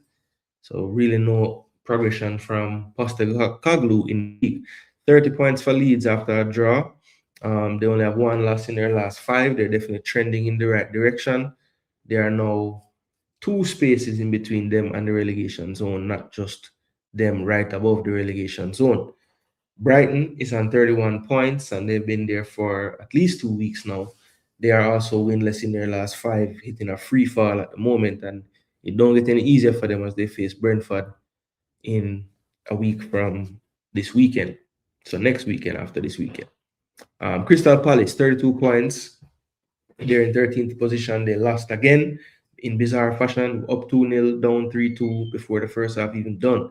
Fulham, 3 losses on the bounce after a good little spell before that. They are down to 12th and 34 points. Sunderland, 11th position now. They are wobbling a bit. In their last 5, they have 3 losses and 2 wins.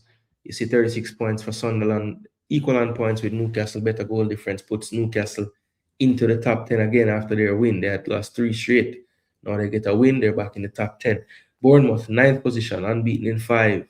3 wins, 2 draws, 37 points. Very good there. Everton also on 37, but -1, while Bournemouth is -2. And that's why Everton is in 8th position on 37 points. 7th position with 40 points is Brentford. Of course, they drew with Arsenal. They have Brighton to play this week. So let's see how they carry on there. Liverpool just outside the top 5 right now. They're on 42 points. They face Forest next. Maybe a new manager bounce when they get there. Who knows? Chelsea, 44 points in 5th position. They play Burnley next, a team that is improving. But if you're not beating Burnley this time of the season, you don't deserve to win. Man United, 45 points after their draw. They had a 4-game win streak before this, but both Chelsea and Man U win streak ends at 4, but they're still unbeaten in their last 5. Aston Villa up to 50 points after that dramatic goal towards the end of the game. They are in 3rd position, 3 points behind Manchester City. Back-to-back wins now, and they're on 53 points from 16 played. No, sorry, from 26 played.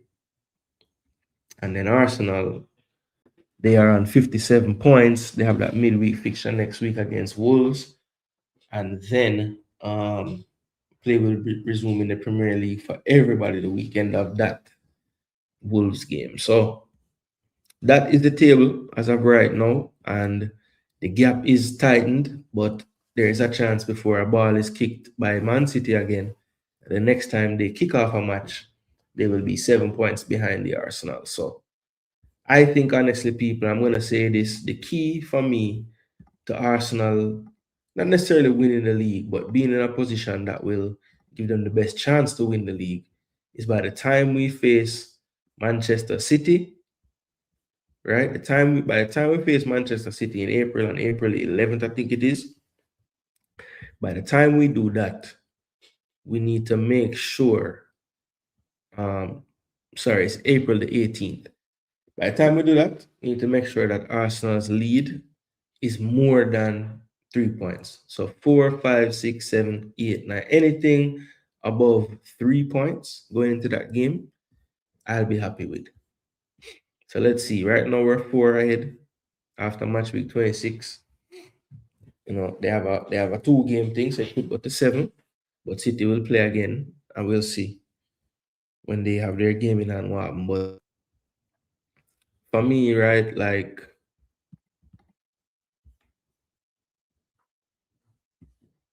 yeah.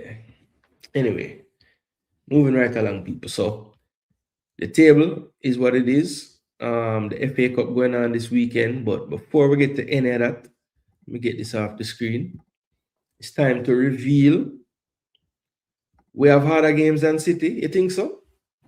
I don't know about that.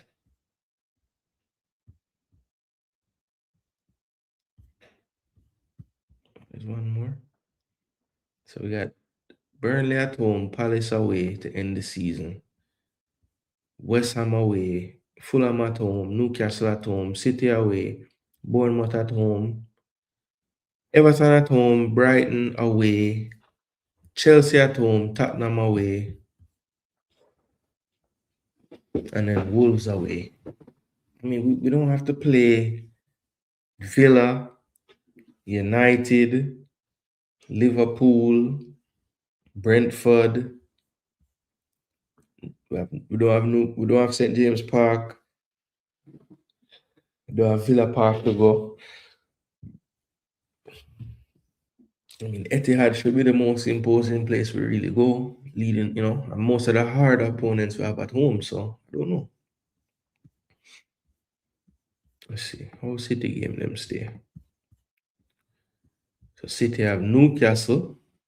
Should be a good game. Ellen Road. Okay. Host Forest. Away at West Ham. Chelsea away. Us at home. Host Brentford away at Burnley, away at Everton. End off with a trip to Bournemouth, and then they have Aston Villa at home the last day. So, I think I'm playing up, people. All right, people, we're going to reveal the We're going to reveal the winner them, or the winner for the week. And let's see, the winner for the week is Float Management.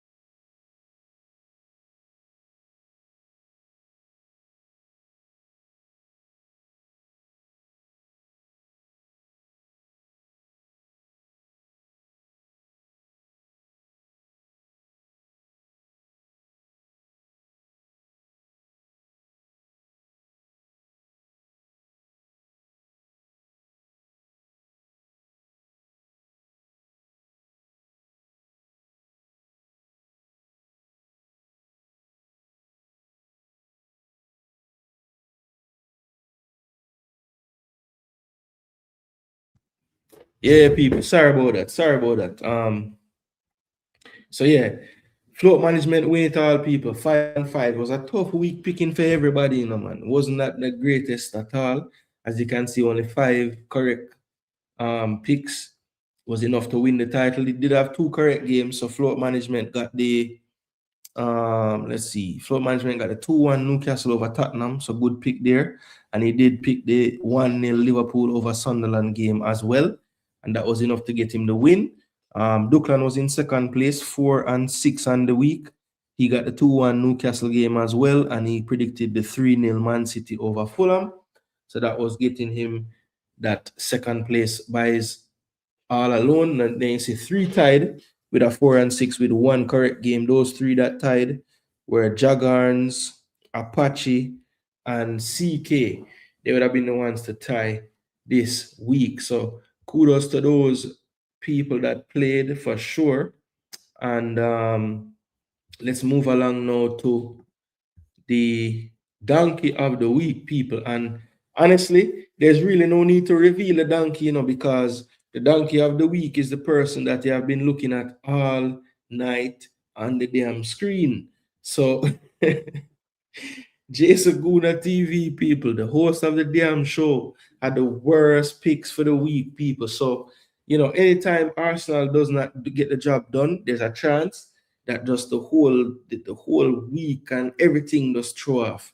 So yeah, it make perfect sense. We drop 2 points and me finish last, and me are the one I look for water, eat grass. So yeah, campus, you know, the first time you forward and you play, you finish last. But this goes to show, you know, even the great ones end up there some of the time. So don't feel no way. So people, big ups to everybody that played this week. We definitely had another week of fun and banter. And trust me, the amount of memes and things, and me say, man, I send Battle Corporation, Battle Factory, you know, assembly line of battles being made, all these memes, you know. So look, it's never a dull moment as an Arsenal fan in a EPL season, especially these days. And I think what's making this even more fun for everybody is, you know, Arsenal is that team that is it's almost more enjoyable to see the downfall, you know, to see them fall short. You know, a lot of different teams fans would get joy out of that. So I think that's what's gonna make this running really especially nice, because everybody going to be invested for one reason or the other. You know, people want to see Arsenal fail again. You know, and not even that they want to see it, they have said that it's gonna happen over and over and over. That now it's just like there's this expectancy.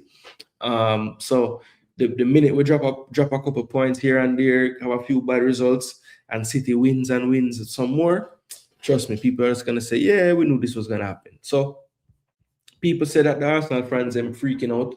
What I will say is, I knew that it would never be easy. As a matter of fact, I actually picked Liverpool to win the league this season. I think it's the first time I've ever done that. Previewing the EPL, since I've been covering it like with, you know, with a channel and everything. So yeah, I mean, the fact that I did that, I knew that something was going on. And my main thing was, yeah, we got all these signings and everything, but I still don't trust the manager to make the right decisions to ensure that we're picking the right players to play certain games and things of that nature. And all of that is kind of coming into view now. You know, where, you know, some of the things that we see him do, like from game to game, we're not really sure if he's doing the right things. And you know, that pressure is only going to get more and more and more as the season get closer to an end. So look, you've never done something until you've done it. But the problem is the person that they're trying to do it in front of has so much knowledge of how to get it done in these situations that it just makes it even harder. So yeah, I mean, any Arsenal fan that look at you and say, boy, there's no pressure right now and I want to lose and blah blah blah. Anybody saying things like that are just not paying attention. But I will say this, right? When it's a title race and one team plays before or after the other, there's going to be so much more overreactions towards the end of the season. And from now till the end of the season, there's going to be so much overreacting. Oh my gosh, it's down to 1. Oh my gosh, it's down to 4. Oh my gosh, it's up to 7 again. Oh my God. And then 1-2 game play, and it's like we forget that we even said this 2 weeks ago. So I'm not gonna freak out every time a week pass. I'm not gonna do that. I'm sorry. But you can look at trends and see what's going on. And I think right now, Arsenal just need to relax. Just need to relax a little bit. Everything is just too tense and too tight, and like just relax, breathe a little bit. You know what I mean? And just play football. Just play football, because without playing football, you're not gonna win. So, yeah.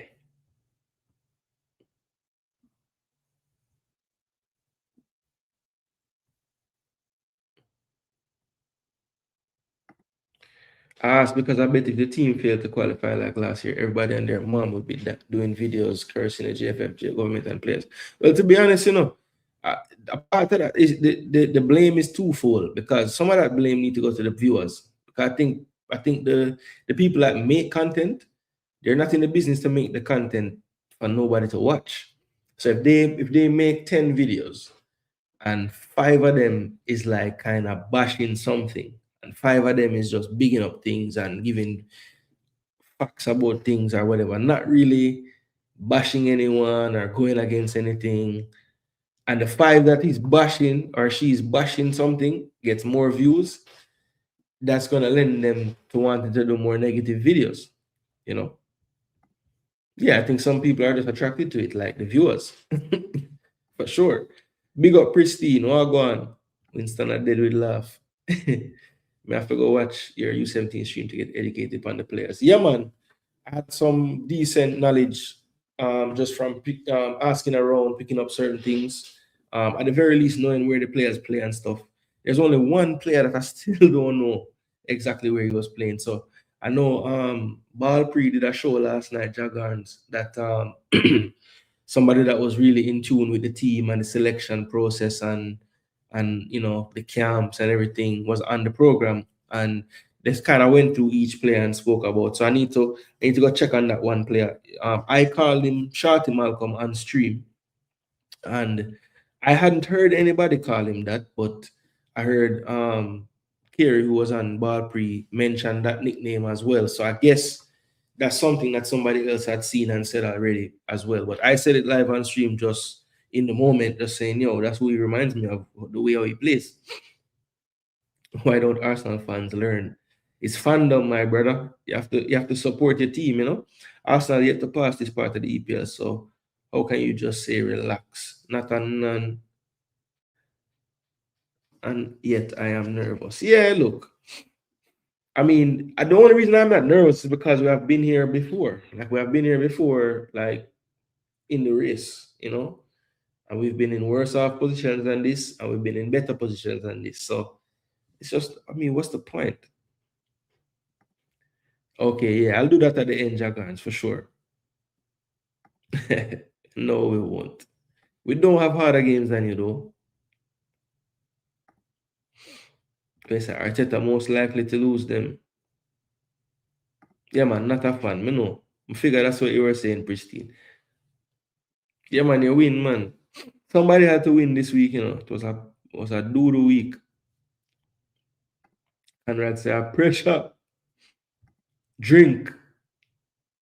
We will get so much joy if Arsenal battle this league. Absolutely. Everybody else fans just that them away pan. We say the Cowboys of football. That's rough. I don't want to be the Cowboy. I'd rather be the Knicks. At least on my team that it's an easy league and you guys are struggling. Why do people keep saying it's an easy league? I don't understand this sentiment at all. You don't see how much parity there is in the league this year.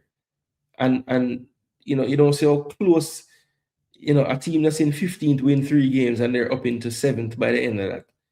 That's not that the league is bad. That means the league is good, because everybody can take points off of everybody. I saw where Pepe hold Arsenal coach foot They're trying to reach a trophy. Your cheerleader said Arsenal 4-0. What you call me cheerleader though?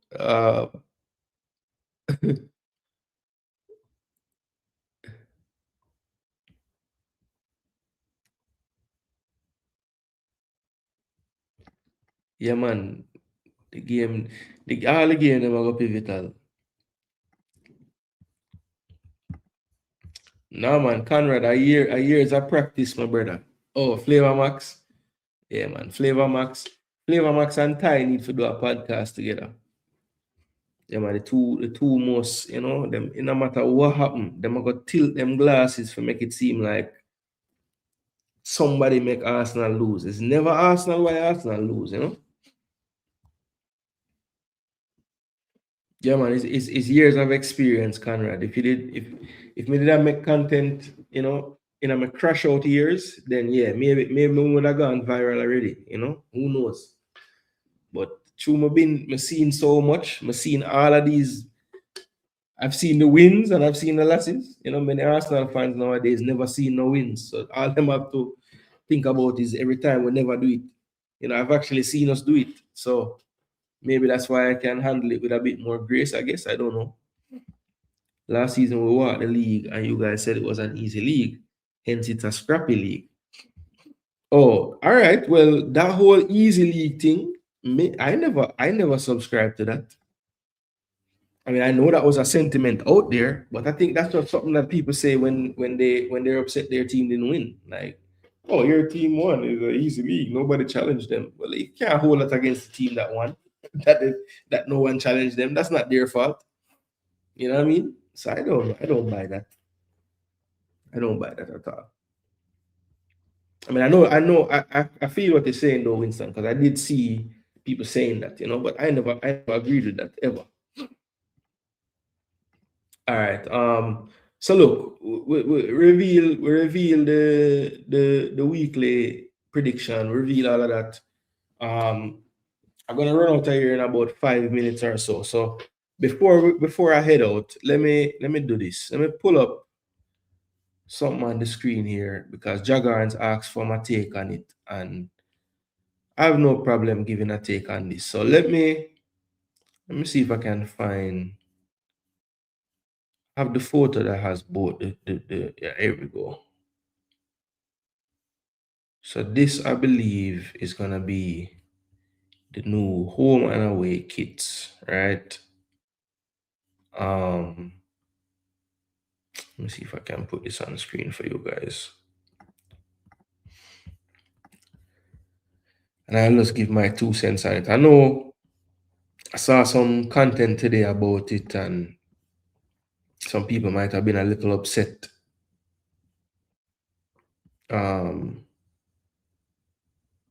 What the hell? Are you guys seeing this?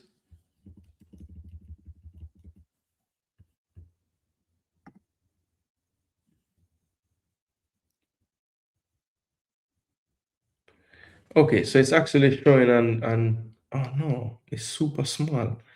Yo, why does that happen? Yo, from the other day, I don't understand why this has been happening. Like I cannot get it to show on the screen large anymore. I don't know what the problem is with this.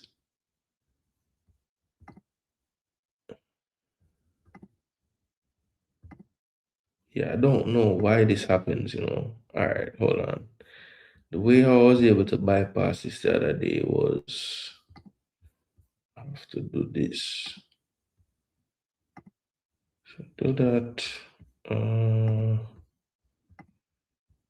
Image.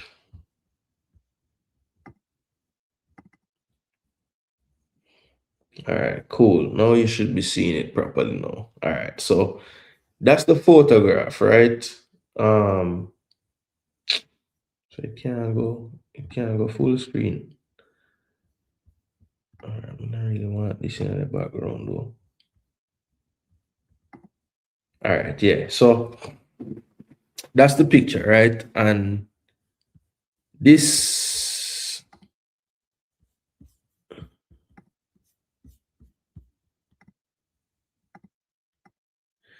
All right, so that's the picture. And I mean, look, I think okay, so let's just discuss first of all the thing that I think most people have an issue with the jersey, right? Let's start there. So um the main thing is the red in the jersey. Many people are not really a fan of the red being in the home kit, especially. Typically the away kit is gonna have to be some um it has to not have at least one of the main colors in your home kit, because there has to be some kind of differentiation between the two, because a lot of times a jersey is selected based on the ease with which it's going to be able to be viewed on the television or in the stadium by the players, or just to make sure that the players aren't confused who's on their team from who's not. There has to be some kind of contrast between the two jerseys. So it's typically Jamaica will have green and black in their way, and yellow will be the main colors in the home kit, or gold, right? And that was another debate. Is the colors of the flag, are the colors of the flag black, green, and gold? Are they black, green, and yellow? Somebody in the chat let me know, because that was another debate that was had today. But for me, right, obviously when I look at the jersey, the home jersey especially, what comes to mind to me first thing is the Rastafarian belts, right? The Heights gold and green belts. They used to have that same look in terms of the material on it. So I think that was the inspiration for that stripe part of the jersey, right? The Rastafarian belt. And I think that reds part of that is what is causing most of the concern. Now, the thing that I don't really understand fully is there are examples around the world of teams using as their home kit. Yeah, so people say gold, but I agree with you, Winston. It's not a color. So I've always said yellow. But I don't know. People say black, gold, and green when they say the colors too. So I guess I don't know. I guess it's just easier to say it than yellow. So gold, they just said gold instead. I don't know. But I've always been confused by that. But anyway, that's a little digression. What I'm saying though about the jersey, right? There's examples around the world, like of Italy, for example. Italy has a jersey. Their nickname is the Azzurri, right? And that means blue, or some, I forget what kind of blue, but it means blue, right? And if you look at Italy's flag, their flag has red, white, and green. There's no blue. Um, so that's a tradition that happened in Italy to pay homage to something, and they have decided to keep it. So now tradition has become reality, and so we always see Italy with blue in their jersey when there's no blue in the flag, right? So that's an example of a country that, for their home kit or even their away kit, because most of the time their kit is blue or white. There's not really much variation between those two things, right? So they have white in the flag, but even the trimming of that white jersey is also blue. So their national team operates with green in their flag, but no green ever on the jersey, and pretty much no red either, right? So it's blue and white. They went with. Netherlands is another one, red, white, and blue in the flag. No red, white, and blue in the home kit. Orange. Most of the time, their away kit will be a black or a white. Every now and again, they'll have a red, white, and blue away kit of some sort, blue shorts with white and red on the top or something. But the flag is not the end all be all as far as what their national team wears. Now, Jamaica traditionally has their home kit. The predominant color is yellow, right? The yellow that would be in the national flag. For whatever reason, that's been the color that's always been used as the home kit. Now, the fact that there is no red added to the colors that are always in the kit, I don't know why people automatically are of the mind that it doesn't look Jamaican anymore. First of all the jerseys and all the designs, whether it's a pre-match kit, a game kit, whatever kind of drip it is, have the JFF logo with a Jamaica flag in it and the word Jamaica on it. So I don't know why there's this big well, maybe not a concern, but I don't know why one of the reasons why it would be upsetting is, well, I see that and I just don't think it's a Jamaica jersey. Brother, how much more than the flag and the crest from the JFF being on it you need than to know it's a Jamaica jersey?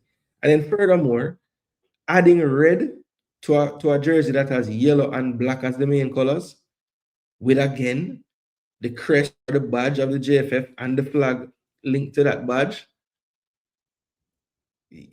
you can't get a copy of this jersey without that being on the shirt. So people must know it's a Jamaica shirt once they look at it. You know what I'm saying? Which, if you're looking at something, you're going to look at it, right? And see it. So the fact that that's on the chest part right there, you know, I don't see what the big deal is, honestly, with the red. And when you factor in that, like, there's a story behind it, right? The jersey, you see the tag on it, it's a Marley-inspired collection. So how are they going to pay homage to Marley in a Jamaica kit? They added a Rastafarian element to the kit. What would be the most noticeable way to add a Rastafarian element to something? Well, the colors in the Jamaica flag already have the colors that resonate with the Rastafarians. There's only one color missing, and that's the red. So that's where it comes in. So when people get so upset in the fact that, you know, there's a great sense of pride that Jamaica's flag does not have red, white, and blue, right? Or none of those three colors. That's a great sense of pride. So I think maybe on the side of people that are upset about the jersey, it's almost as if you're losing a bit of that pride to not use those colors that are so prominent in all the other flags around the world. And the fact that red is included now kind of takes away some of that. But it's not like Adidas has petitioned for the flag to be changed to include red in it. This is just a jersey. And not only is it just a jersey, it's a themed jersey that's only going to be around for a time. This will not be our World Cup kit every time from now on. This is just one thing. This is just one collection. So I just think people need to just relax a bit. Like how the Arsenal fans and the players, not the players, but the fans need to relax. So do the Jamaica fans with this backlash to this jersey. It's not that serious. And at the end of the day, one thing's for sure, I honestly believe that the people that would probably be spending money on this jersey, the bulk of it ain't gonna bother them one bit that there's red in the shirt, because they're gonna see it for what it is, which is a Marley inspired and themed jersey. And rightly or wrongly, the people that designed this shirt thought that the inclusion of the red would be one of the best ways to tie in that Rastafarian theme. And like I said, this will only be for a time. This will not be our jersey forever. And it's just a collection that is out, and they're going to try to make the most out of it. And then once it's done, it's run its course, that'll be it. And we move on, and we can cuss about something else. But look, I'm not going to wrong someone for feeling a way about the jersey, but I just don't think that it warrants some of the huge backlash that I'm seeing for the reasons I just gave. But, you know, I'm not the end all be all, and I'm not right about everything. So you guys can leave your thoughts in the comment section about the jerseys as well. I think it's much ado about nothing, if I'm being honest with you. I think the jerseys look good. I think the Adidas is going to take some more of our money for them. And hopefully, you know, those percentages that the JFF worked out with Adidas, you know, we're good to go on those for all releases. And this release will not fall short of anything. And they'll be able to reap some benefits from it, because I do think that those jerseys with the designs they have are going to sell like fire when they do release next week. So big up to each and every one of you that passed through tonight. Big up to those who stuck around throughout the entirety of the show. I am Jason Gooner. This is Jason Gooner TV. And before I leave, remember this. This is a message to you, Gunners, and the fans of the Gunners. Listen, some of you might not have seen us lift anything before, anything of significance, you know, because the FA Cup is significant, but you know we want a league title. That's what we want, right? I would love a CL to come and have none. But people, just don't get too much anxiety, all right? Let me tell you something from now so you know. Man City not going to drop much points to move forward, right? I don't think they're going to win every single game, but they're going to win the majority of them. So every time they happen to do that, please don't act as if it's the end of the world. Just get used to it. They're going to win games. and we have to match them. As simple, simple as. We had a tough game, we got through it, we got a point, and we're gonna have more tough games. But what we need to make sure we do is that we can put together some performances for the entire game and stop with this one half good, one half bad, part of a half good, part of a half bad. We got to get way more consistent throughout the games, if we want to be able to lift this trophy this season and lift more than one trophy this season. We have shown flashes over this course of the season that make me positive. We have shown flashes over the course of the season that make me feel negative about this. But at the end of the day, my hope is that some of the experiences that we've had to endure the last couple of years, whether it's a large lead at the top going dwindling down to nothing, or a smaller lead at the top and then we get overtaken, or it's a chase that we're trying to do and we fall short because we can't put together enough, sustain enough wins in a row, whatever it is, why we haven't won the league in the past couple of years. Hopefully some of those lessons from each of those times can be all put together so we can not repeat some of the same mistakes. Now, this last game, some of the things I saw in the game started to look like a repeat of some of the things I saw in years past. But to be fair, this game and the United game are probably the two games that I could look at and say, okay, that looked a little like what I remember happening the years when we fell short. Before that, we had pretty much answered all the things. We lose a game, we win the next one, we win the next few. We have a bad draw, we come back and 3-4 wins in a row. So I think right now, this Wolves game and moving forward in the league, it really, I think for the sanity of some of the fans who are really uptight right now, Arsenal, Arteta, all of you guys have to put together like a 4 or 5 game stretch. We need to go into that City game in April on the back of 4, 5, 6 wins in the Prem. 4 wins in the Prem, something like that. Because I want to say it here, folks. My perfect scenario for that game on the 18th against City, when we go to the Etihad, is to be at least 4 points clear of them going into that game. And that's just for me knowing if we fall short in that game, we end up losing that game, right? I think the double blow of us losing that game, and if we're up by 2 points or 1 point going into that game and we lose, getting beat by them in their building that late in the season and also being overtaken by them on the table at the same time, I don't think we recover from that. So that means this run of games, as Winston was saying earlier, these next 5 games are so crucial to me for this season, because we need to have that buffer going into that game. We need to, just for ourselves, just to play the game with a little more freedom, because I think that's really what's holding us back in the games when we don't do well, is the lack of freedom, the lack of ability to really open up and go for it, right? And, it would be a lot easier in my mind for us to go there with a 4-point cushion, a 5-point cushion, a 6-point cushion, and play with that freedom that is probably going to take to win that game. You know what I'm saying? Or get a result that most people probably think we're not going to get in that game. So yeah, the next 5 games, bloody crucial. You know what I mean? Bloody crucial, man. I tell you. People saying it has too much Rasta colors. I think they're trying to replicate the Ajax jersey in memory of Mali. Yeah. Well, that jersey was the highest selling jersey that year. So I think they saw that and said, okay, we have a partnership with Jamaica now. How do we get our sales as big as that Ajax jersey? Oh, shoot, we just do a Mali theme thing, boom, add in some of the colors, then what did work, and yeah, that's it. Yeah, it's a Rastafarian team for sure. Arsenal fans will never relax. It's a good marketing team. It will sell a lot abroad. Yeah, I think I don't think that's enough for some people. They would rather it not sell as much, but have more integrity to the flag. That's the argument I've heard from the side that's not so happy with it. Them bad mind the Rasta for the jersey.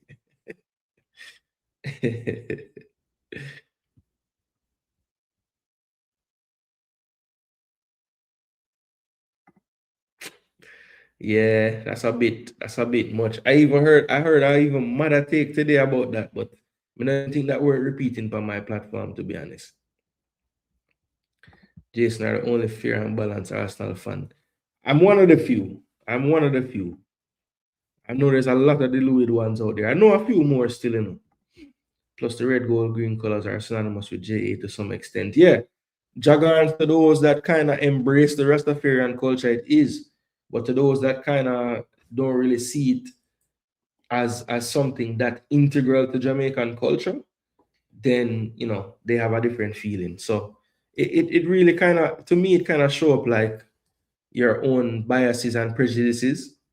The people that have such a big issue with it, I think it kind of just shows what side of the fence you are on certain things, or maybe it just shows that there are people in Jamaica that are so traditional in nature that anything that is a break from what is the tradition, it just has to be met with like disapproval. But yeah, people may not draw out the show no more. Get a nice long ball game, full review show, even though my side never do what more of them do. So you can't say me hide at all. One day late, but them say better late than never, right? So big up on the sales people. I am Jason Gooner. This is Jason Gooner TV. And until next time, people, we are out. Canon. See if I can find some hammer boss car. Me don't know, brother. Not never shoot out. I get some different ammo for next week.